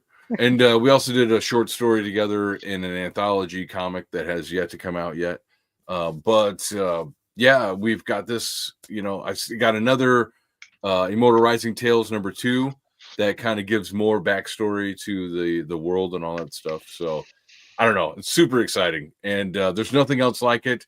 It's very, in my opinion, it's very Final Fantasy, as it combines things like, spaceships and interstellar empire with, ground and pound medieval fantasy. So you got a very good mixture of the two, and you get to see, excerpts of the bad guys who are 20th level evil, whatever. And then at the same time, you get to see the good guys who are also 20th level gods or whatever. And I don't know, nobody else is doing this. So if you like the anime I'm always style, a sucker for the science fantasy blend. yeah, right. So if you like Final Fantasy, Castlevania, dark kind of stuff, I'll say one of the more recent reviews, she really enjoyed the drama of it. She called it much more of like a drama driven story, and I'm totally cool with that. It makes sense. Yeah, so it's not just like it's not shallow at all. like you really get into the characters and how they interact and things like that. Because when I was writing it, you know, I was kind of coming from like I'm writing a novel. So like I've spent so much time with these characters that I know where they are in 20 years story time. You know, like I already know what they become in the end. So I've spent a lot of time with these guys, and I can really write and give them their own unique voices. And I think that she really nailed it when she brought that up. She's like, well, every character is very unique. You can tell they're unique by the way that they sound. Yeah, you had good dialogue. character voice in that for certain. Thank you. Yeah, and so, you know, the dramatic level and all that stuff is pretty high. The art is very high. You know, very professional, talented dude, and it's very beautiful all around, in my opinion. And some of the things I've heard, but I will say, I don't know if you guys know Diversity and Dragons. It's a tabletop show. Yeah. He's kind of Scott is a little bit of a fan. At least he's bought, I think I know he's issued 1, and I'm not sure if he bought 2, but I think he did. And his compliment was that it feels like the beginning of a D&D campaign. So the first issue feels that way. And I was like, man, that's a big compliment because that's exactly what it is. You know, it was so hard to recommend his channel, by the way. What's that? Why is that? Before he blew up and stuff, because I mean, if you're saying Diversity and Dragons, everyone thinks, "Oh no!" It's like, no. Yeah. You think you're gonna get some activist goth girl or something? Yeah, I had to do that with Otter because I found his channel when he did the Asian lady, like the woke Asian Wizard of Coast lady. Yeah, and like her world and like I'm trying to remember her name. It was so terrible. I remember watching his video on Jenny D. That was actually a really interesting video. I only remember that like one too. I could always kind of smell the bullshit from Jenny D just a little Yeah. bit, but I didn't know the rabbit hole went quite that deep. Yeah, I mean, he's a pretty knowledgeable guy. He's been around the hobby forever, even longer than me. So, and I played for quite a while. I mean, I'm 40 something now, and I started when I was like 12. So yeah. I've heard him talk about running his Birthright game. He's been running that game for like 30 years now or something. Holy wow. Yeah, and I don't think they've always played the same characters. They've kind of, from what I know, it's like they pretty much have like generations or something like that. It's like so much time passes, they create new characters. It's later on, and it's like there's an actual lineage. Yeah, that's exactly what we do as well on my table. Is this has actually been like we've done one shots or we've visited, campaigns, settings and stuff, but this homebrew campaign setting has been around since I started playing. So early teens, maybe 14, 15 kind of stuff. And so there's so much history already baked in that it you can definitely tell that it's a lived in environment. Like I was saying, I know where all these characters go. I already know what happens to them, and I can speak for them very plainly because I know their ideology. Like I know their religion, their political ideology. I know everything about them because I've seen what they've gone through.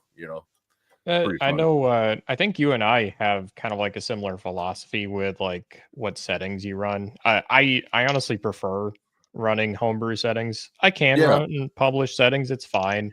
But I don't know. I like starting out small with something that you kind of created yourself, and just watching it grow over time. That's the fun part about it. Until the aliens show up. Well, we won't talk about that. Yeah, and see, what's kind of funny is that the first issue, The Calling, that was so I started writing. I started writing the story because I was keeping track of notes. I was like, man, I need to keep a timeline. We've played for so long, and like things are coming up that I might not remember and that other people do. So I started writing this timeline. And as I'm writing the timeline, it's slowly turning into scenes, right? Like people have dialogue all of a sudden. I'm like, oh no. Because I've dabbled in writing, my whole life, even, since like second grade, winning some award in school or whatever. And so I've written off and on for a long time. And then so as this started becoming a thing, I asked my players, I was like, okay, guys, what point would be the best point to jump in into the storyline that you guys think? And they unanimously agreed on the point where the calling happens, where all these these outside creatures were basically teleported into this world of Terra, and it cracks off. You could say like the in battle kind of stuff, between the gods. And that was like, for them, they were like, dude, you got to tell that story, So I was like, all right. And then it was like, do I write a novel or do I write a comic book? And for me, it was like, I could definitely do a novel. I have to work on my prose and all that stuff. But one of the things that attracted me to fantasy was the art. And I was like, so I started like seeing characters drawn and things like that, and it slowly started taking shape. I'm like, I have to do a comic book. And originally it was just for us. And then once it was, the first one was kind of completed, I was like, wait a minute. And then I met Jose. I was like, I've got a pro talent, why not make the most of this? And then so now I've kind of leaned into turning this into my side business, and really giving it like the full respect that it deserves. And it's coming out great. I'm having a great time. So. Yeah, absolutely. I'm thrilled to hear it, man. I really am. Yeah. And all right. So I will say, just get on my salesman thing here, $35 for 2 glossy 80-pound perfect bound. The stories themselves are 45 pages, but then I have additional art like maps, character sketches and stuff like that. So I filled in the rest of the books with the additional art, and then I have got different covers. I've got the blue woman is Corey Barton. You guys may not know about him yet, but he does some of the best. Oh yeah, we've had him on Frederick's show. Yeah, we've interviewed Corey on my show. No, on my show tomorrow. Oh, nice. He's not coming on tomorrow, but on the Tuesday show that I have that you came on, he was an early guest of ours. Awesome. Corey's such a cool guy. He's super cool. He's great. And the blue girl, the Empress, was one of his. It's one of his pieces that have really just blown up. Like anytime he retweets it or whatever, it gets a ton of likes and people talking about it and all this other stuff. So hold that up again, Frederick. It was all over my feed like for years on Twitter. And I never got sick of it. I was always like, me too. I'm like, I always stopped and looked at her. I was like, oh, okay. I got to get that someday, It's like, how you doing? It's beautiful. Corey has a great style. Well, it's so funny because in the first book, she has a, pretty prominent role, like major, like, cause she is an Empress. She works directly for the bad guy god, right? The Satan of the story, if you will. And then, in the second part of the story, she doesn't play much of a role. And then, so she had such a huge fan, like everybody was like, oh my God, who's this girl? And all this stuff from my first campaign. I was like, well, let me lean into it on my second campaign. So I put her on the cover. I had Corey do it because he does women really well. And I was like, let's do Cheesecake. Let's give the people what they want. So that's what we did on that one. And then since she was a big hit, I purposely wrote her into the third act. Here she is. Yep. Yeah. And all her cheesecake glory. And all her, yeah. I'll tell you what, I can't wait to see more feats out of her because I want to start power scaling her. You want to see her feet? Gross. Man. What? What was that all about, Wrangler? Yeah. Yeah, her feet. Feet, wrong end of the body, pal.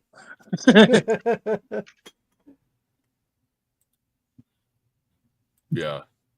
No, but it'll Yeah. be if I ever start doing the versus videos again.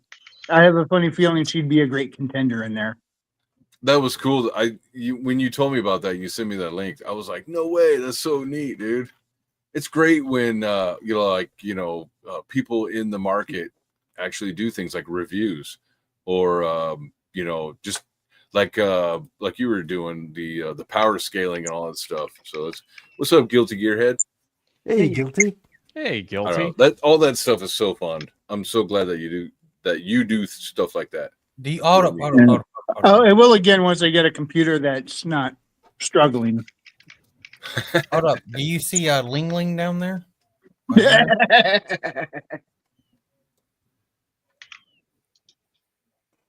on. Okay, there she is. Shit. The problem with a girl like that is I couldn't get her pregnant. I'm too big. I'd hurt her. This is Ling Ling, his new character. She's not so bad. It depends on the angle, you know. There we go. Break her pelvis, you know what I'm saying? Yeah. But all right, so for my stuff, I will say if you're interested, but you're not sure, $20 plus shipping gets you the first one, and that at least gets you that beautiful cover. The full first 2 parts of the 3-part story is $35 plus shipping. So, I mean, I don't know. It's a good deal. I don't know. It's like you go out to eat, or you could buy these 2 awesome books. They're beautifully colored. The characters have awesome, like you have incredible armors. Like just in the first book, like you see some characters towards the end that they have like Warhammer level armor almost. It's that's the gods. And I'll tell you, Jose, that's Jose's favorite part, is because he can just really just fly free with all this intricate detail. And he does give it that etherealness in the God realms. You see if I can find it. And by the way, I didn't realize what kind of stakes they had, and you never spelt it out exactly, but when something happened near the end and everything of somebody's creation vanished, that's when I clicked, oh, those are the kind of stakes going on here. Yeah. Because if Balmain gets his way, I see a lot of stuff just going away. Sorry, look at this. So look at that detail. Like that's crazy. Yeah. I know it's hard to realize what you're looking at now, but when you're holding the page, you can see that this is a flying castle in the background. Here are 2 of our god heroes, and they're basically flying there to have a council with additional high level guys. It's invaded Terra. Yeah, just look at Erickson's cloak. That's it's so pretty. Yeah, I love all of it. Has the last So shard great. of Loki's art been found? I mean, look at that. So that's from book 2 there, where the gods appear in the council chamber, and they're talking about what the fuck's going on. Like, wait a minute, the big bad evil is making moves. We need to look into it. The war cannot continue without the heart. We can't Not to risk spoil losing too it much. if it's there. And then gets the cool. You've come to the wrong place. And then we get introduced to this badass. So I don't know. There's a lot going on. It's super fun. If you like the high fantasy, you're gonna like this. I want to say I guarantee it, but I don't. Some people, I guess, might not. Understood. It's tough to say that when everybody has got such different tastes. Yeah, exactly. I will say I got some really damn good reviews recently that I was surprised. What's her name? Missy. It was Call Me Insane. She's on Twitter. She does her own Pumpkin Prince comic and all that stuff, and she promotes indies and whatnot. And she did a great review where she's like, the pacing is great. The colors are amazing. I don't know, just really good reviews. So it's really nice to hear feedback. I'll tell you, being in an indie scene, you don't get a lot of people who actually read and then review, what they buy, which is unfortunate. It's like, no, what do you really think? You know what I mean? I'm not here just to fuck around. Like, these aren't culture war bonds. You know, tell me what you think. Culture Like, war let's- boss. You know what I mean? Let's get into I it. know what you're 100%. talking about. I know Yeah. exactly what you're talking Yeah, about, yeah, man. yeah. Well, one Support thing the- from support the indie war. comics that I wish would be a little bit more is having at least a digital copy. Yes. Makes it so much easier for videos because Yep.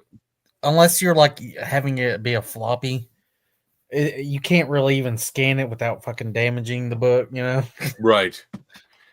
Yeah. So on my original Indiegogo, Like I did with my copy of Aguila. I had floppies, but with the when I went to my my second chance and my storefront on Fund My Comic, I'm just selling the premiums. But I will be putting out a digital version on Global Comics, so it's in the works. I'm also going to put it on Amazon, so just to mix it up. And hey, you can find me here and there. Right. You know how it is. Like a core draft, I don't think I can find a digital version of it. Yeah, some of those guys don't do that.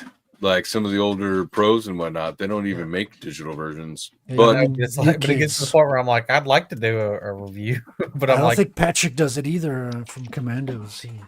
Oh, yeah, against the No, he visual. doesn't. I hope he So- changes his mind on that because I would love to do some coverage videos on his stuff. yeah, I mean, Frederick, you and I did, but it was a different style from my usual. It was Oh, for we sure. flipped through the pages and talked about it. Yeah. I'm gonna have Right. digital for my comic, and hopefully I'll have the Spanish and French translation available on sale, at least in PDF format. Like print will Okay. be English, but I'll have the Yeah. translations available. that'd be cool.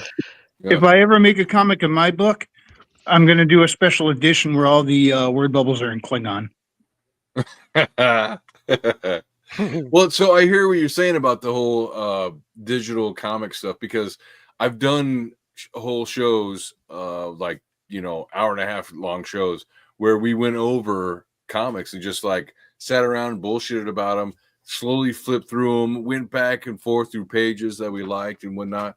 And yeah, I completely understand the digital aspect, especially for reviews. So I will be making that available. So- and I think I want to, like I was saying, going into Global Comics just so I can put my foot into the door. What's yeah, up? because Sorry. the problem gets into when we do the me and Frederick and Tinkage do the Rook Exodus. Yeah. That's not the digital version. It's since they're floppies, you're able to scan it really easy without damaging the book on a Yeah. printer. But that way, I can actually pull up the page while we're talking about it. Yeah, exactly. Good quality version of the page. There's no glare, right? Yeah. Yeah. You can see the full thing, Yeah. No, I definitely get it. So, because like one of the things that I want to do on my channel now, going forward, is I have a lot of comics that I haven't read. So I want to sit and read through them with with people in my chat, and we can like talk about it together, that kind of stuff. So, And will it be a good idea? I don't know. We'll see. Here's the thing, but it also helps people from international. Yes. You know what I mean? Yep. Because they're able to get it. Like Frederick, he can't even get some of them because you're paying like 40, Yeah, I mean, a lot of campaigns, like for just one book, it's like $70 with the shipping. It comes down to a lot, and then we turn that into Canadian. It's like 90. You're like, whoa, okay, I'm going to step back. You have to choose which ones you support. Yeah, I've had people from like Denmark and shit, and they're like, "Hey, were you gonna do this digital?" And I was like, "Yes," because I did do digital on the first one on my first campaign. I had digital versions of it, but on the second one, I didn't.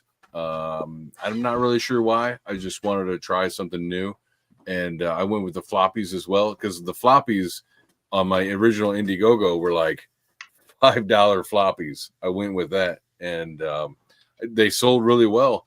A lot of people really like those, so I'll probably do that again. But I want to give the digital, if for nothing else, for the international people and the reviewers, because it's really. And the thing worth it. is, I don't think you're really losing out on anything from it. To be honest. No, I'm such a nobody that I could give this stuff away, and I would still be doing a service to the new people, because there's no value to my work yet until it gets out there and is known. I might as well just give it away, you know. Right. Just want to give a shout out to Tim Allen. What's up, Jim? Let's put it like this: if someone was wanting to be an asshole, they could buy your one copy of your book, rip out the pages, and then scan print. It's true. If they wanted to.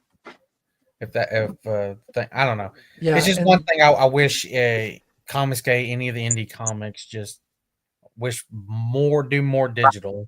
Because I'm Sure. still going to buy the physical book. But Yeah. I'll buy a digital on top of it.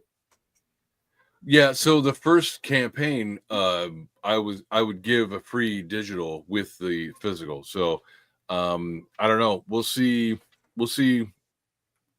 I want to make it as accessible as I can. So that's in the works. Like, you know, like a $5 digital sounds just fine for me, you know. $5. Yeah, exactly. Because I'm doing a $5 floppy, you know, so why not? And here, like that old Subway commercial, $5 $5 foot $5 floppy. But here's the thing. Most of your audience, anyways, the people you're going to buy your book are going to buy the physical no matter what. It's Yeah. just people love physical, you know. Yeah. So you're just going to probably get a little extra if you sell it for $5 digital, and some people will buy it, you know. That's what I found on the first campaign was most people bought physical, and then, you know, but I also gave the digital away with the physical, and then there was maybe 2% that bought just digital. So I don't know. You might find your 2% in Denmark. There you go. Right. That's true. Well, you might find your 2% in comic YouTubers. Exactly. And that really helps. Like today, I wouldn't have got the 3 or 4 sales I got without somebody doing a review. So I am going to ask you this because I'm pretty sure you got your copy of Core Draft quick. Yes. End of last month. Well, I got it from the first campaign of Core Draft. I haven't gotten the second one yet. Oh, you haven't gotten the second one yet? No. Oh. But if I remember right, we talked before about doing a review of Core Draft, and I'm totally down. I'd be willing to do that. Yeah, I got like the second one like 24th, 25th last month. I got to reread through it because I do want to know. There's certain parts where I'm like, is it just me reading through this being a little tired that I'm seeing problems, or is it, you know, the actual book? Sure. But I also need to reread through the first one. We'll set it up. The thing. Oh, definitely. Hit me up on Twitter. I could do that. Billy doesn't have Twitter. Yeah, I don't have Twitter. Oh, gotcha. He's twitless. Sometimes I'm so grateful that you're not on Twitter, Billy Bob. Oh, I mean, I think like Billy would be banned in 5 seconds. Yeah. I'll just post that Pokemon meme that I found. Immediately canceled. Immediately. I thought Discord removed it, by the way. I was like, because it was just that beam that was showing it was gone. And No, was like, I think it was tech issues on your end because I could still see it. but it was I took a just that screenshot. meme. For any context, it was a Hitler like Pikachu. Oh God! It was called. It was called Kickajou. I was like, You're all right, that's canceled. what You're out. Straight Yeah. to jail. Can't do that. I think I technically do have a Twitter. I have to look. I had one like I made it. Here's what I did. I made a Twitter account, and this was like 2018, 2019, and I Yeah. was on there for about an hour, and I deleted it. I went back. So I do technically have one. I deleted I mean, my link. you're not LinkedIn missing yesterday. a whole lot. You're really just kind of getting your voice out there, and you are meeting new people every now and again. But there's also a lot of shit slinging on Twitter. Yeah. Here the thing is, I'll eventually have to when I actually start getting to the point where I'm putting out content or books and stuff. You know. I'll say it's great for marketing. And It the only really reason I is. have a Twitter is because of that. I never would have been on Twitter if it wasn't for this comic book. So Yep, that's me. Like I Facebook, learned to deal it- with the bullshit because you have to.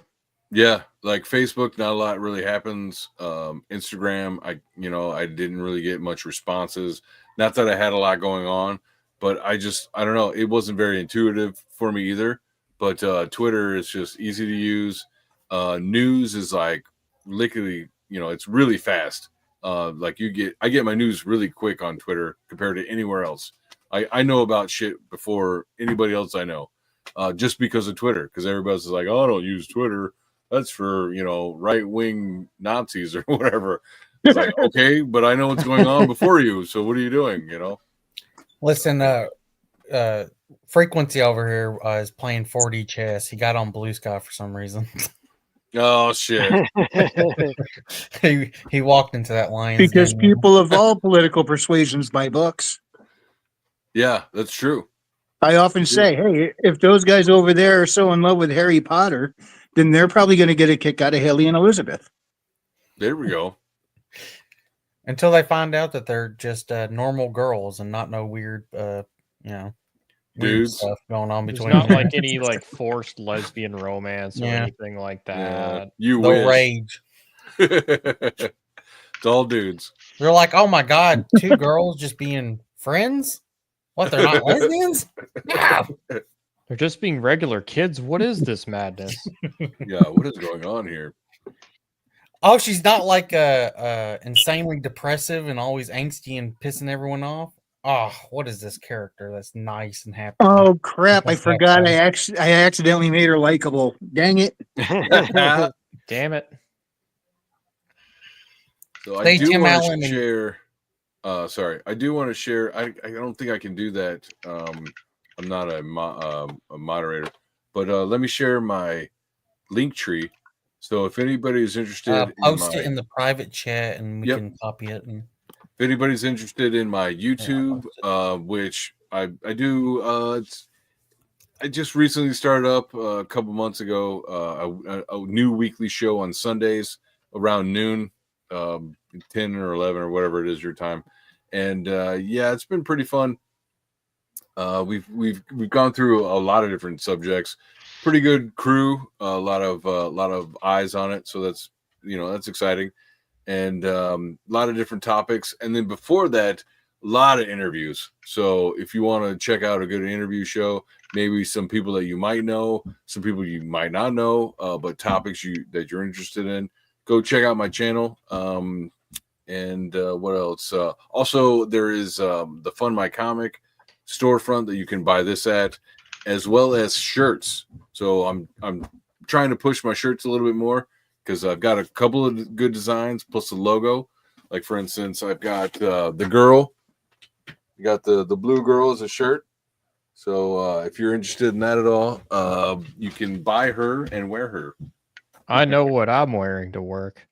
Yeah, it's very acceptable anywhere you go. So Obviously. Also like something basic like a logo, whatever.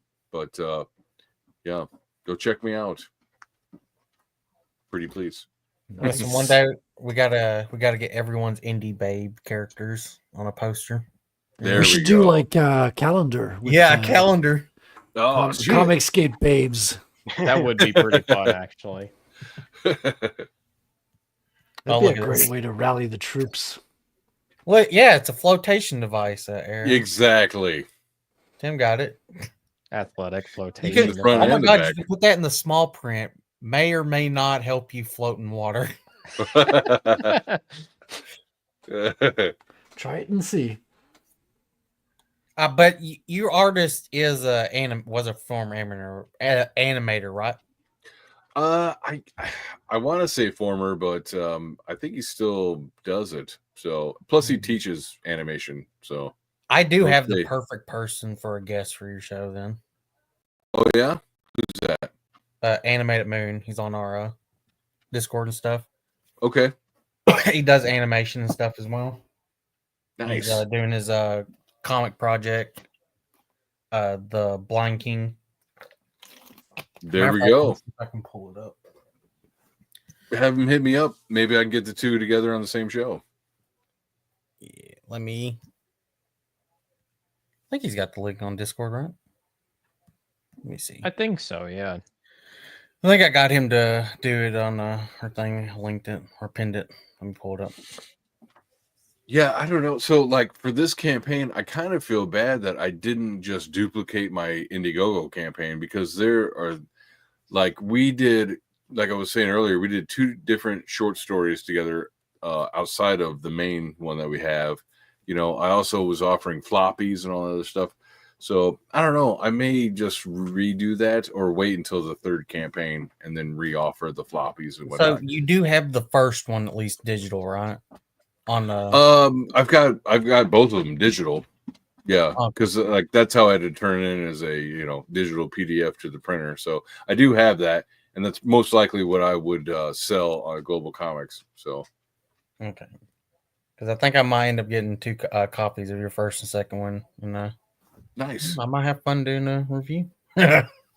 Nice. I hope you enjoy it.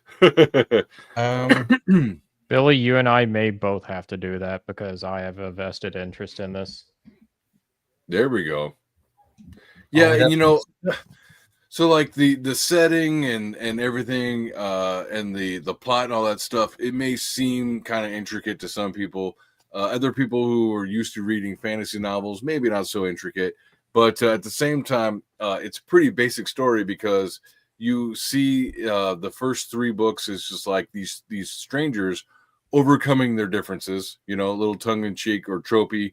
They're overcoming their differences to work together as a team for a common goal. And that's kind of like the basic story of the low-level story. And then the cool part is the drama and the individual voices and all that stuff really comes through. Or so I'm told. Yeah. So here's a Animated Moon, the dude I'm talking about. Yeah. His comic that he's doing on his website. Whoa. If it will not zoom in all the way. Nice. Hold up. I might not be able to show this on the PC version. Damn it, Billy, it's all your fault. Actually, it's Animated Moon, and I'm going to talk to him about it. This technically not formatted right on his thing. Yeah, my buddy Chris that I've mentioned a couple of times now, he on Infinitel-Chronicles.com, he has it so that you can flip through. It's a graphic user, like his whole thing is like graphic user interface kind of stuff, and you can flip through with your mouse each page and kind of zoom in and read it and all that stuff. It's so cool. Well, I have to. I'll probably message him. Probably, I think he has Twitter, doesn't he, Otter? Animated Moon? Mm-hmm. I am honestly not sure. If Yes. he does, I don't see him much on Twitter. I just know if your artist is an animator and he animates, they could have really, really good conversation together. Yeah. Yeah. Well, so like we had somebody contact me they saw the show, they couldn't make it there themselves, and it was an animation project on Kickstarter. And so I was like, yeah, sure, I'll showcase it, we'll talk about it. And then it just so happened that I also had my artist Jose on, who is a veteran of animation, and then so he critiqued their project, and we not like harshly or whatever, which is kind of like bare bones. This is what we're looking at here. That's why it's 4 hours long. That's why it's this much and all this stuff. Really, really interesting conversation. So if anybody's interested in that kind of stuff, go check out my last week's show on my YouTube. But get your buddy to get a hold of me, and he definitely, or any of you guys, you're more than welcome to come on. Let me ask him if he's got Twitter first, and I'll just tell him to message you. Yeah. Now, obviously, I know about your Sunday comic shop shows, but how many shows do you have? Is that your one regular every week, or do you have some others? That's the one that I'm doing every week right now because I'm working like 6 days a week. So when I have time off, I'll do like a 2-hour show with some friends. Yeah. And it's doing really well. So I'm happy for that. I think except for this last week was the first time that I didn't have Twitter. So it was to YouTube. I streamed to YouTube and Twitter because I used to do that because of StreamYard. My StreamYard subscription ran out like last week. No more Twitter, just YouTube, and it cut my numbers like in half. So you have to find a way to get back to YouTube and Twitter at the same time. By the way, StreamYard's prices. I hate it. Yeah. So this was all the way back in October of last year. Yeah. Every now and then we do like an art chill stream with Otter and all them. Yeah. Frederick. Well, we're doing like a Halloween one and stuff. And I was like, oh, because it used to be like 20 something bucks. It was like $25 a month. Now it's $40.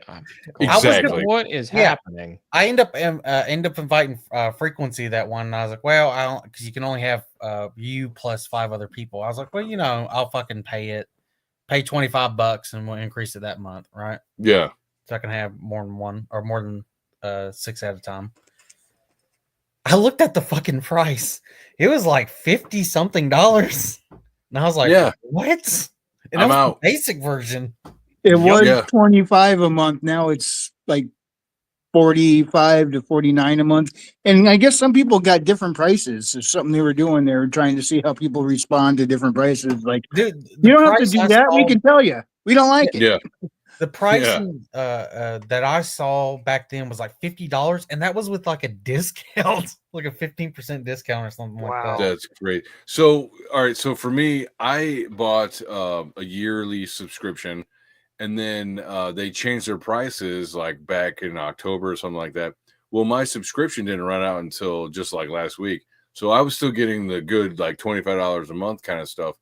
And then as the deadline was coming, I was like, all right, let me go ahead and I'm going to quit because I heard about it's like their price is like 50 now, or it's basically doubled. And so I was like, no, I'm not going to be doing that. I don't make any money off of YouTube, so there's no point in like putting so much into it and not getting anything out of it. And then so I'm going in, I'm like, no, quit. And then it was like, oh wait, we'll offer you 40% off the new price. So basically 1.5% of what I was already paying. I'm like, it's not worth it. Like it's still too expensive. Like 25 a month was still too expensive. And that was the original price. And now you're going to charge me another, 150%. No, forget it, dude. So I don't know. Yeah. I don't know how much longer I'm going to be able to keep it up. Yeah. And so where do you go? Do you go to Restream? Do you go OBS? What There else are is out there are other services. I forgot another one that's out there. Last time I checked, it was only like $16 a month. Basically, Really? does all the same stuff. I just can't remember what it's called. I just need to go to Twitter itself, and YouTube is my main concern. Rumble would be nice, but at least those two would be really cool. Probably just YouTube like StreamYard alternatives, and they'll probably pop up a few good ones. Yeah, I bet you're right. I haven't really got into it yet. Well, how many people do you have on stream usually at once? Most of the time it's been me and 2 of my buddies, and then maybe a guest. So you don't even have to pay. I'm gonna be honest with you. You can use the free version as long as it's only you and 5 other people. You're fine. Yeah, you can have up to 6 people on screen at once, but you can't put your logos or anything. The StreamYard logo will remain on the upper corner. StreamYard. Well, but that's fine and easy. But for me, it's got to go to more than just YouTube. It's got to go to, because like I said, just going to YouTube cuts my audience, my reach by at least half. Yeah, you're streaming on Twitter as well, right? I was until this last week, and then it immediately showed I have half the views. So I was like, damn. Oh, that's right. The multi-stream is the paid tier. Yep. I don't know if they changed that recently or not, but that's what it is now. Yeah, I streamed YouTube and Rumble, and let me look at. Yeah, got a couple watching on Rumble. Hey, you guys on Rumble, but nobody's commenting in the chat, and I understand why. People used to comment over there, and I didn't realize there were comments in that stream until after the show. Because Yeah. even though StreamYards streams me to Rumble, it doesn't aggregate the comments into the StreamYard studio window that I'm using. So I Right. didn't realize they were over there talking to me. So I don't blame those guys for not talking to me anymore in the chat because I never see it. And then I got better about checking, but at that point, it's like people stopped commenting over there. Right. It's strange to me how clumsy streaming still is, like, compared to how many people still, are doing it. And yet it's really clumsy. And I don't know. It's not very efficient. So maybe in the future. I know there's a way to do it directly from OBS. I just haven't, or is it OBS or OSB? OBS. I never- You said Yeah, it you- last time. Oh yeah, that's right. OSB is automotive. Okay, Yeah, but right. no, I think it's some kind of scanning device. But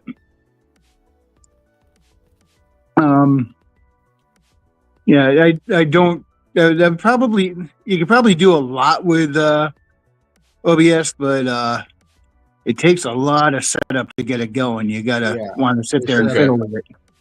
I've And heard that everybody it's else not has to very efficient. So I haven't messed with it at all yet. So I don't know. I've messed with it. Like, there's a lot of setup that has to go into it in the back end. Everybody else has to have OBS.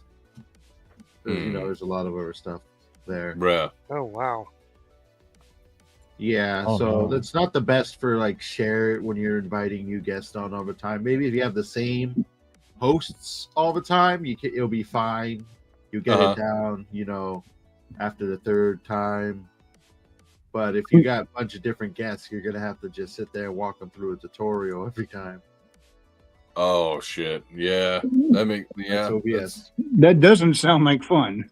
No. Really doesn't. No, unfortunately. So anyway, I put Aaron's link in the chat. That goes to his link tree, so you can reach all the places. Thank you. I appreciate it. Reach out and tap on those links. He likes to be touched everywhere. I do. Wait, what? Full body massage.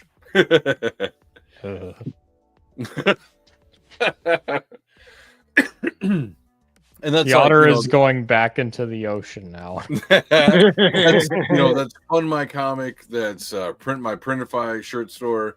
That's Facebook. If you're on Facebook, I'm not a whole lot right now, but also my Twitter. You can email me directly. All that kind of stuff. It's all on my Linktree. So, and eventually I'll be on eBay.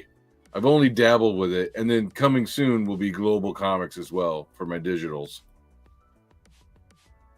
Yeah. What was it that I saw? I got distributed. Was it Critical Blast? I think. Critical Blast. He does my my fulfillment and distribution. Yeah. Yeah, because I think I've seen Critical Blast on a few different comics that I've gotten. Not just yours, but like there's a few out there I've ordered and they come in. I'm like, Critical Blast. I see them before. I didn't know I ordered from them. I'm like, oh, it's the comic. Yeah. RJ's a good dude, and he's got really affordable prices. If you are a creator and you're nervous about fulfillment in any way, or maybe you're interested in printing options, get a hold of Critical Blast on Twitter or on maybe looking him up on YouTube, however you can find him. RJ he's a good dude. He's upfront, he's honest, and he's just going to tell you how to. RJ, is he the Fourth Age? I don't know what that The means. YouTube channel, the Fourth Age. I don't believe so. No. Oh, okay. That's what I thought of because I sometimes watch the Fourth Age videos and he always starts out, "How you doing? This is RJ." Oh. So when you said RJ, that's who I was thinking of when you said YouTube. No, he's his channel. He's a bit of a soft-spoken, nerdy kind of dude. he's done a lot of publishing himself. Like he actually, I don't know if you guys are familiar with like Remo Williams and the Destroyers. Do you know any of that? No, not personally. Okay, so there was a movie called Remo Williams, and it was based on a novel series from the 70s called The Destroyers. And he wrote some stories for that, and then he also produces or publishes other people's books all the time. So, and it looks like he's trying to expand into more printing stuff. So, if you're interested in getting your things printed or fulfilled, yeah, look up Critical Blast. Yeah, I might have to hit him up and get a quote or something. Yep, super reasonable. Like it doesn't, just to be upfront, it really doesn't cost me much at all. I can pass any of his costs. I can pass on to my customers. It's such a low rate that they don't even feel it. Nice. Yeah, I'm like, yes, I'll do that. Tim Allen's got something for you, Otter. Oh, what's Tim Allen got for me? At At least we have the Lord of all otters to keep everyone in line here. Well, I don't know if I'd go that far. Now, I'm Hail, sure you Muggy. answered this before, but where can we pick up the digital copy? For this right now, I don't have it available yet, but I will have it available on Global Comics soon.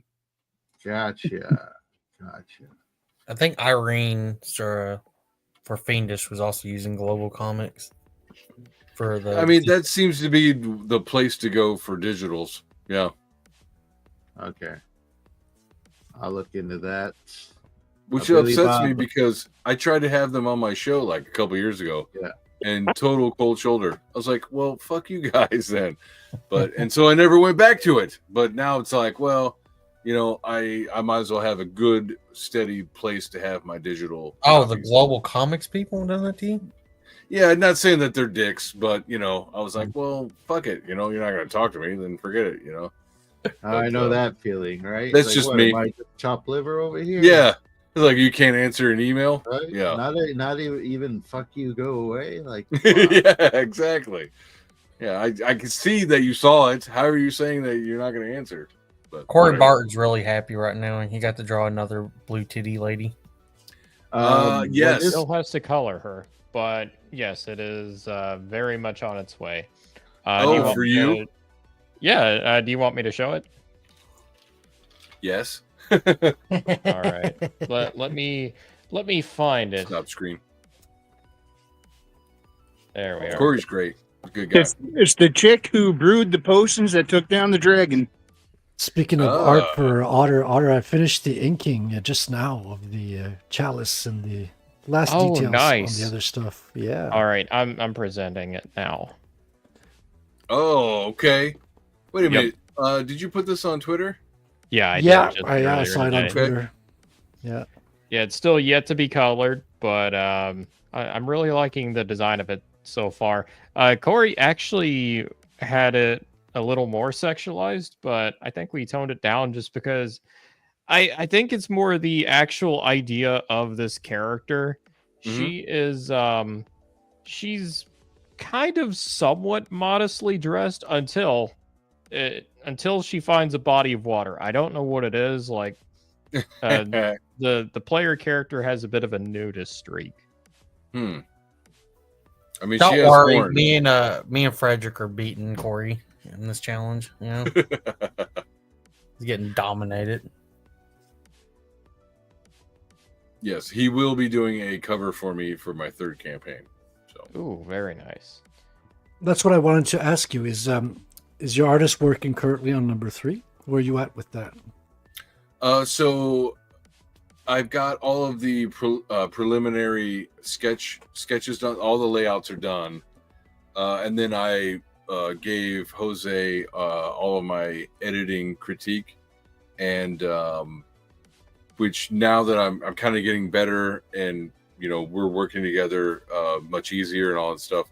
It's a little bit more than it was in the past, and I'm like, no, this is what we're gonna, this is how we're gonna do it and all that stuff. So he's working on all the edits right now, and I'm hoping to have him start working on the final lines before summer. It depends on him because he has other things going on right now. Like he's got his own Kickstarter campaign. He's like fully out there doing the tour, you know, trying to sell it and all that stuff. So maybe when things calm down for him, he'll pick it up and run with it. But it's in process. So definitely. Nice. Right. All right, we're gonna have to put the whip. Yeah, I drum saw your in. trailer. It was pretty epic. Nice. Yeah. I Dude, like and how the you added third in one, voice acting. like I'm saying, the third one is gonna be like just, you know, imagine, okay, think of like your favorite movie where like the third act is basically a giant battle, right? That is going to be the third act of the story. It's going to be a giant battle, not only for the main characters like the low level guys, but also for the god level characters. Man, it's just like it's coming from every side. It's going to be great. There's going to be spaceships. There's going to be dragons. There will be some demons. Lots of magic. Yeah, and someone will be backstabbed. So it'll be great. Always fun. Mm-hmm. One I day can't I'll wait to see how Muhammad's powers grow, or if they grow. Actually, I think he's got stuff I haven't seen displayed yet. I don't know if he grows or levels up within this three-act structure, but So Mohammed is one of those guys that has been. I've had people be like, "Oh, I really like him." You know, he's the religious character. A lot of people are like, "I really like Muhammad," and all that stuff. And in the first three, I'll say you'll see him use his powers. I wouldn't say necessarily grow, but in after this first arc, the next set of stories, we see him do it more of. Like they end up fighting like werewolves and vampires, right? They end up fighting more undead and shit like that. So his skills fighting all those creatures comes out more, and that'll be fun because I get to talk more about their religion and shit. So I think people will like it. And then have you how that heard the clashes- Gospel of Andronicus? What's that? I said, have you heard the Gospel of Andronicus? Exactly. So, it Aaron, was I funny. gotta ask: have you Yeah. ever heard of the High Elves? I'm dredging up that ancient meme, by the way. The High Elves. It's an Oblivion meme. Oh, okay. Yeah, it's an ancient meme. Corny jokes aside, like I'm seriously looking forward to it. Right on. Yeah. Yes, the High Elves. That's kind of what the Knights of Locutus. Some of them might be descended from our, my table's version of the High Elves. So, which is kind of fun. Like they're like, oh, they're 6 foot tall, and like all the other elves, maybe not so much. So, I don't know. I don't know how much that translates into the comic book though, because I'll write it down, but as a collaborative effort, Jose also comes to the table with his own ideas, and we meet in the middle very much so.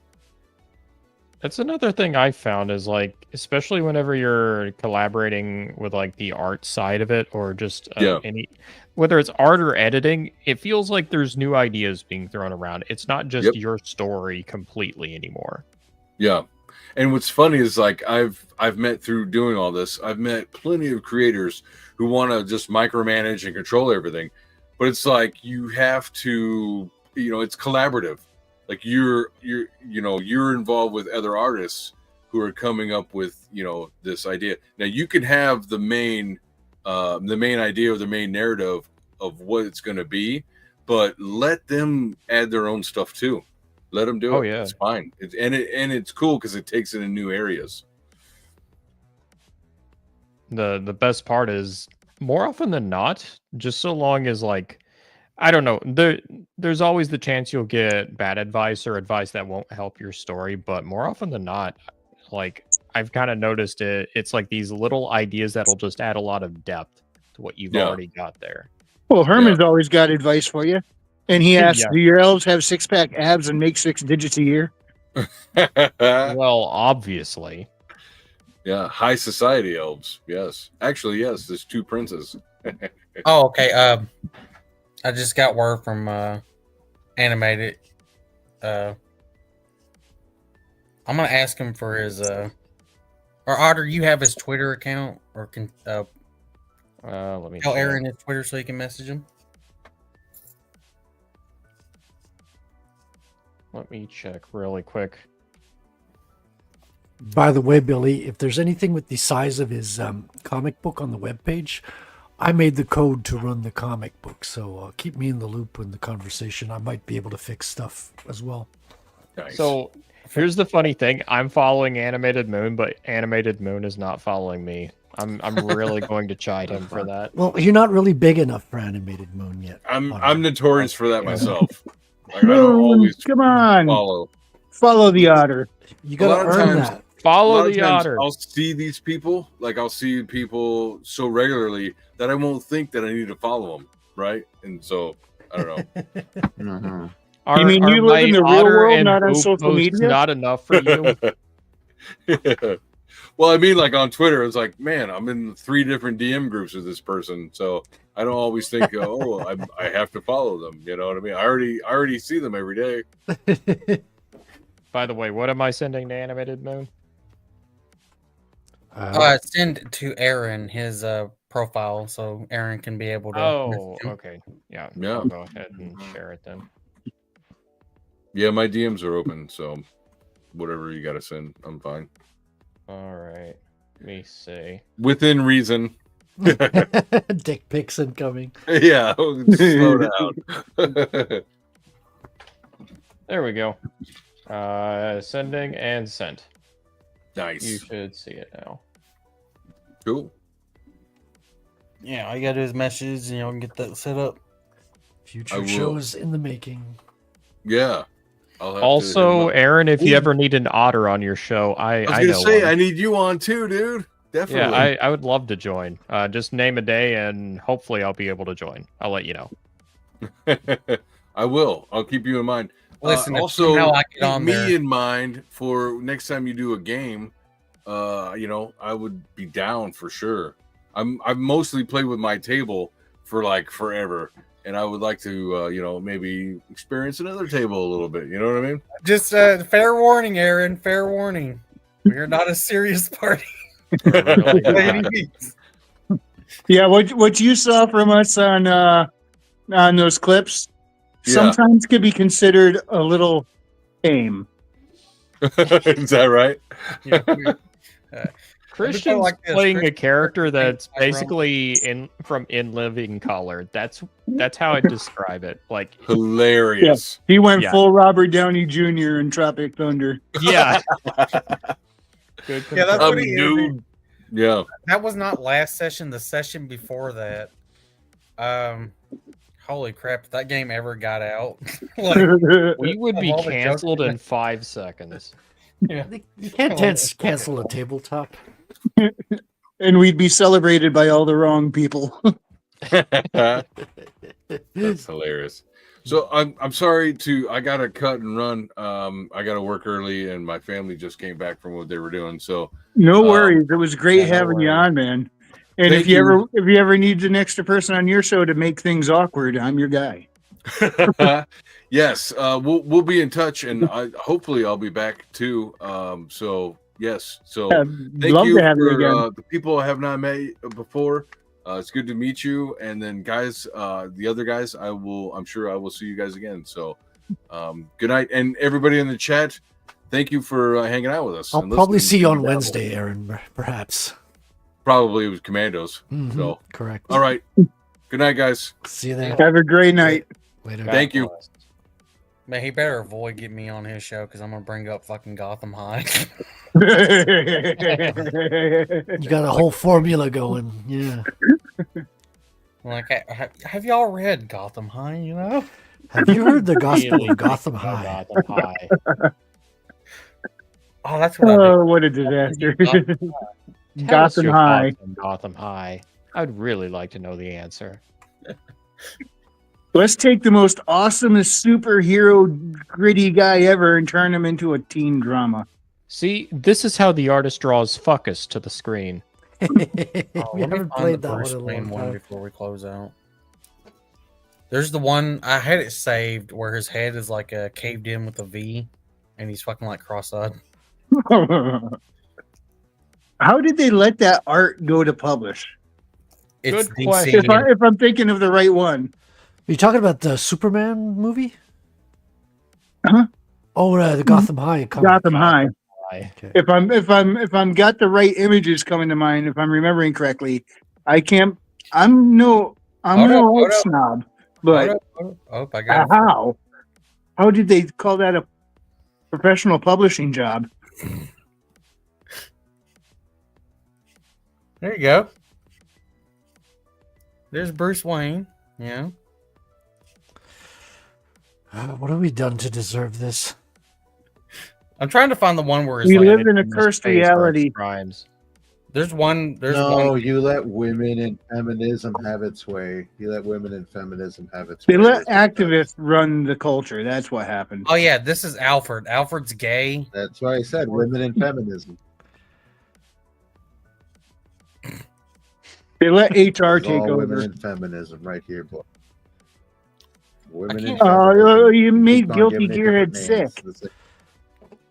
Hold up. First of all, I'm looking for the caved in. I blame you Yeah, guys. there should be a warning before you show Gotham High on stream. Like, This pretty is sure it really should be against. inappropriate, Billy. Really inappropriate. You've really crossed the line. I'm just waiting for the Twilight Crew to show up in It this was book. probably Seriously. Wait, there was a line? I wouldn't doubt it. I wouldn't doubt it if this was government funded. Probably. But I do stand corrected on one thing. This is not the artwork I was thinking. The artwork I was thinking of was so much worse. This at least could be passable if it had a decent story. But I was thinking of something that was from DC, and that was I'm not. the artwork was. It wasn't. I'm not Starfire. It may have been something with Wonder Tim Woman. Drake or something like that. The Harley fart comic is pretty ugly. as well. Yeah, that's a recent one. The other one was the Wonder Woman one, Nubia Wonder Woman one. That animated showed me actually. Yeah, I guess the what's it called? They're doing like an alternate reality right now, and they're kind of killing it. Look, Also, this is actually a little surprising to me. I don't mean to talk about social media too much on stream, but Sarah fucking Frazetta just liked one of my posts. Ooh, nah, that's who's that? awesome, man. Frank Frazetta's granddaughter. here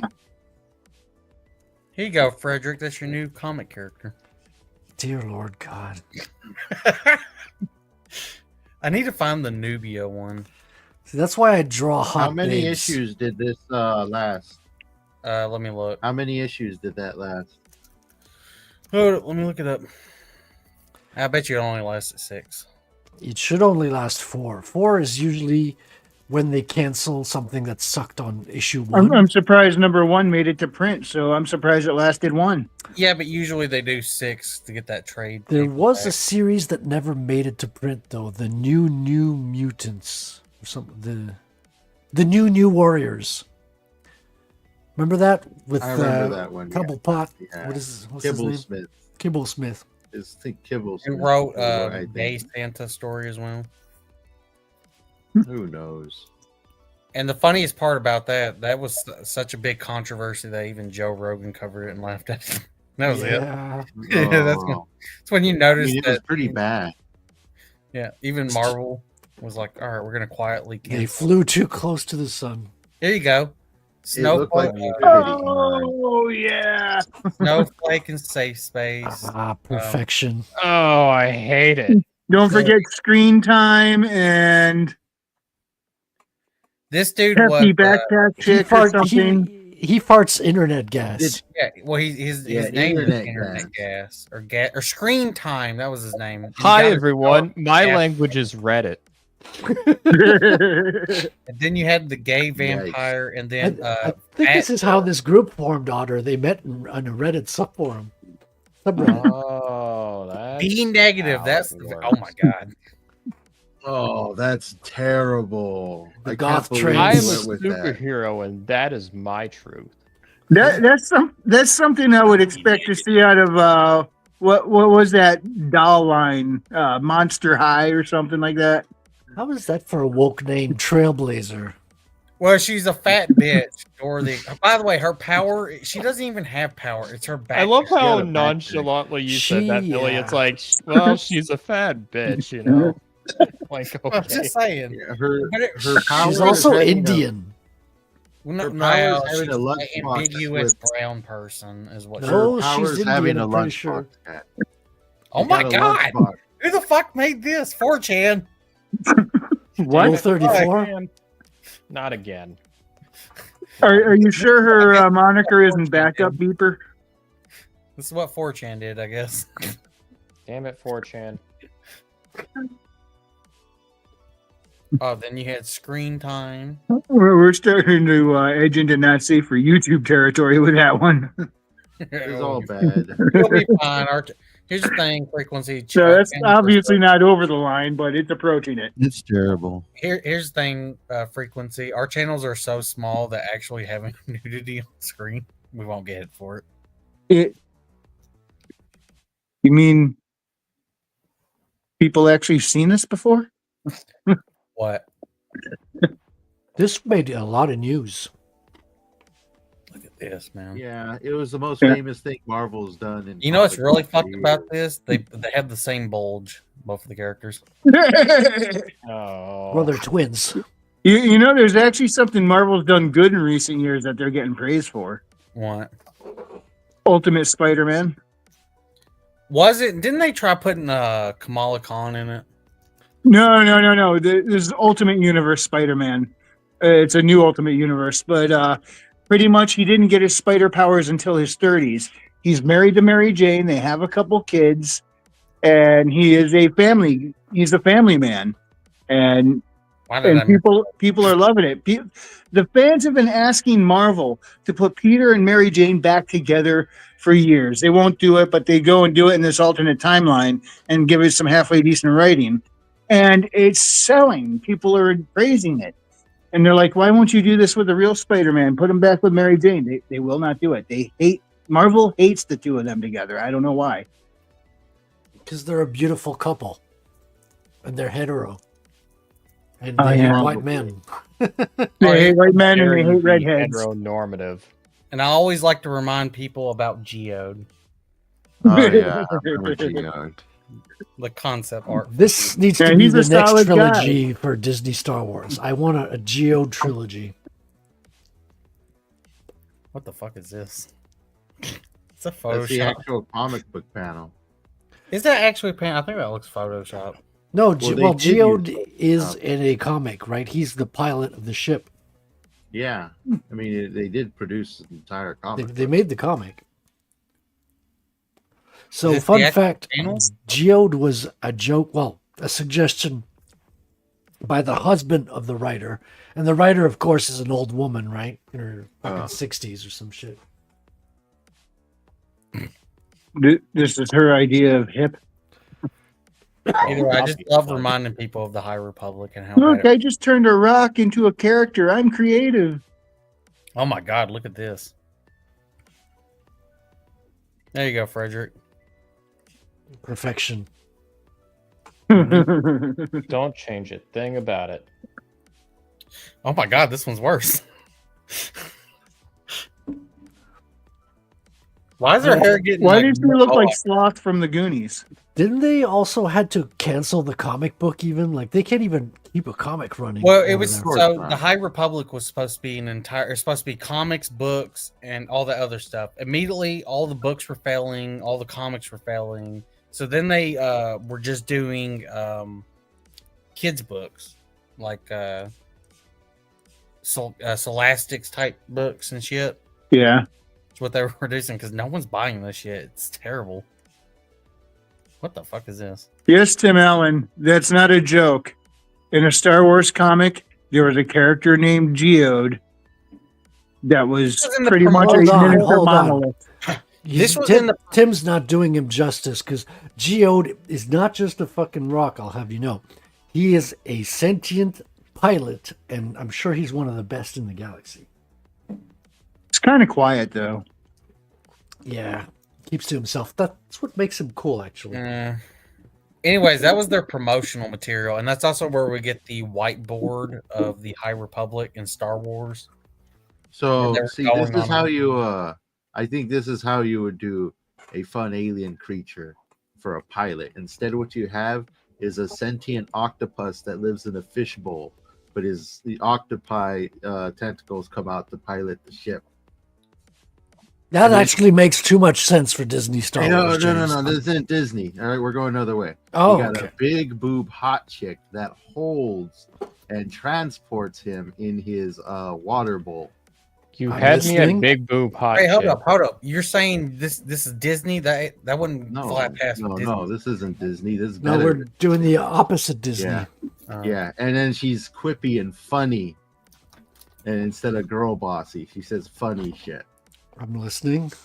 I'm nobody. Don't pay attention to the profile pic at all, Tim Allen. Don't pay attention to it. It's nothing. Yeah, but I think we also broke him with this. He's like, we have to be in a broken matrix now to have this slop. Yeah, I think he's still kind of beside himself. He's focusing on your avatar picture just to try and ground back into reality by looking at an anime character. Go figure. Well, Anime is more grounded than reality these days. Clips, you know. Oops, he accidentally sacrificed all you. Mistakes happen. You know what? Someone needs to add the audio from the executive clip from South Park. I'm sorry. Somebody just needs to like take the idea of Berserk, just like clip Griffith's face over the guy who just goes, "I'm sorry." I'm sorry. Alrighty, I think it's time for us to wrap this up. Why don't you start it off with James? Hi, I'm James. Your turn, Big Bob. I already gave up. Queen Bob. Look at Tom Hyland, who's coming out with a whole bunch of stuff that I edited. I would recommend his Substack so you can check those out. Alrighty, Otter. Well, if you want to find out what the Otter does, he has a book out and he's about to release his second one, which he's just right on the final freaking pass for, and it seems like it's going to be ages till he gets it done. Not really. It is Steel and Stormbright, The Curse of the Star Raids. That is book one. Second book is very nearly done. I want it.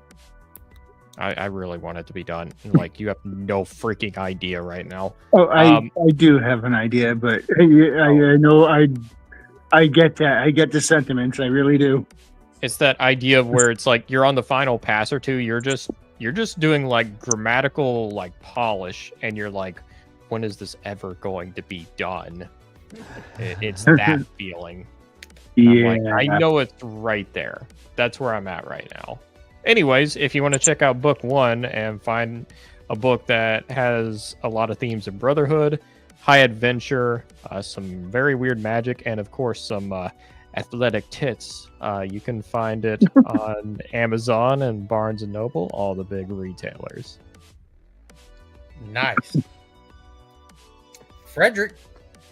Yeah, so check us out tomorrow on my channel, Frederick Guimont, on the YouTube on Proof of Comics, and we'll be looking at a comic book that James found, an old, small-time company comic that's kind of cool, kind of retro. We'll be diving into that, and as always, we'll be inking comics and talking video games and pop culture stuff, so check it out. Also Wednesdays on the Commandos.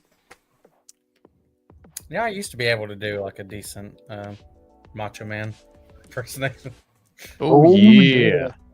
Oh yeah. I'm more like the Kool-Aid Man. Oh yeah. You got to jump through a wall when you do that, though. I got tired of paying for repairs. Anyways, Frequency. Yeah, you can find my books, Haley Star Bad Kitty and Bad Kitty's Haley's World on Amazon or pretty much anywhere else books are sold. You can follow me over on Twitter under Frequency Studios and on Substack. Let's see, what else am I forgetting? Yeah, I think that's pretty much everything for now. I will be on Frederick's show tomorrow night. Good chance you might see a bunch of these faces over there tomorrow night at 8 p.m. Eastern. So check that out. And yeah, thank you everyone so much for joining us tonight. It was a good time. Thank you to Aaron C. for hanging out with us. He was a blast. If you enjoyed this presentation, hit the like, and if you didn't, I appreciate you stopping by. We'll see you next time, and God bless. That's how I do it. Oh, I found a new button that makes it better. Jewish space lasers. It's the Jewish space laser button, the best button. It's the greatest button. Everybody agrees.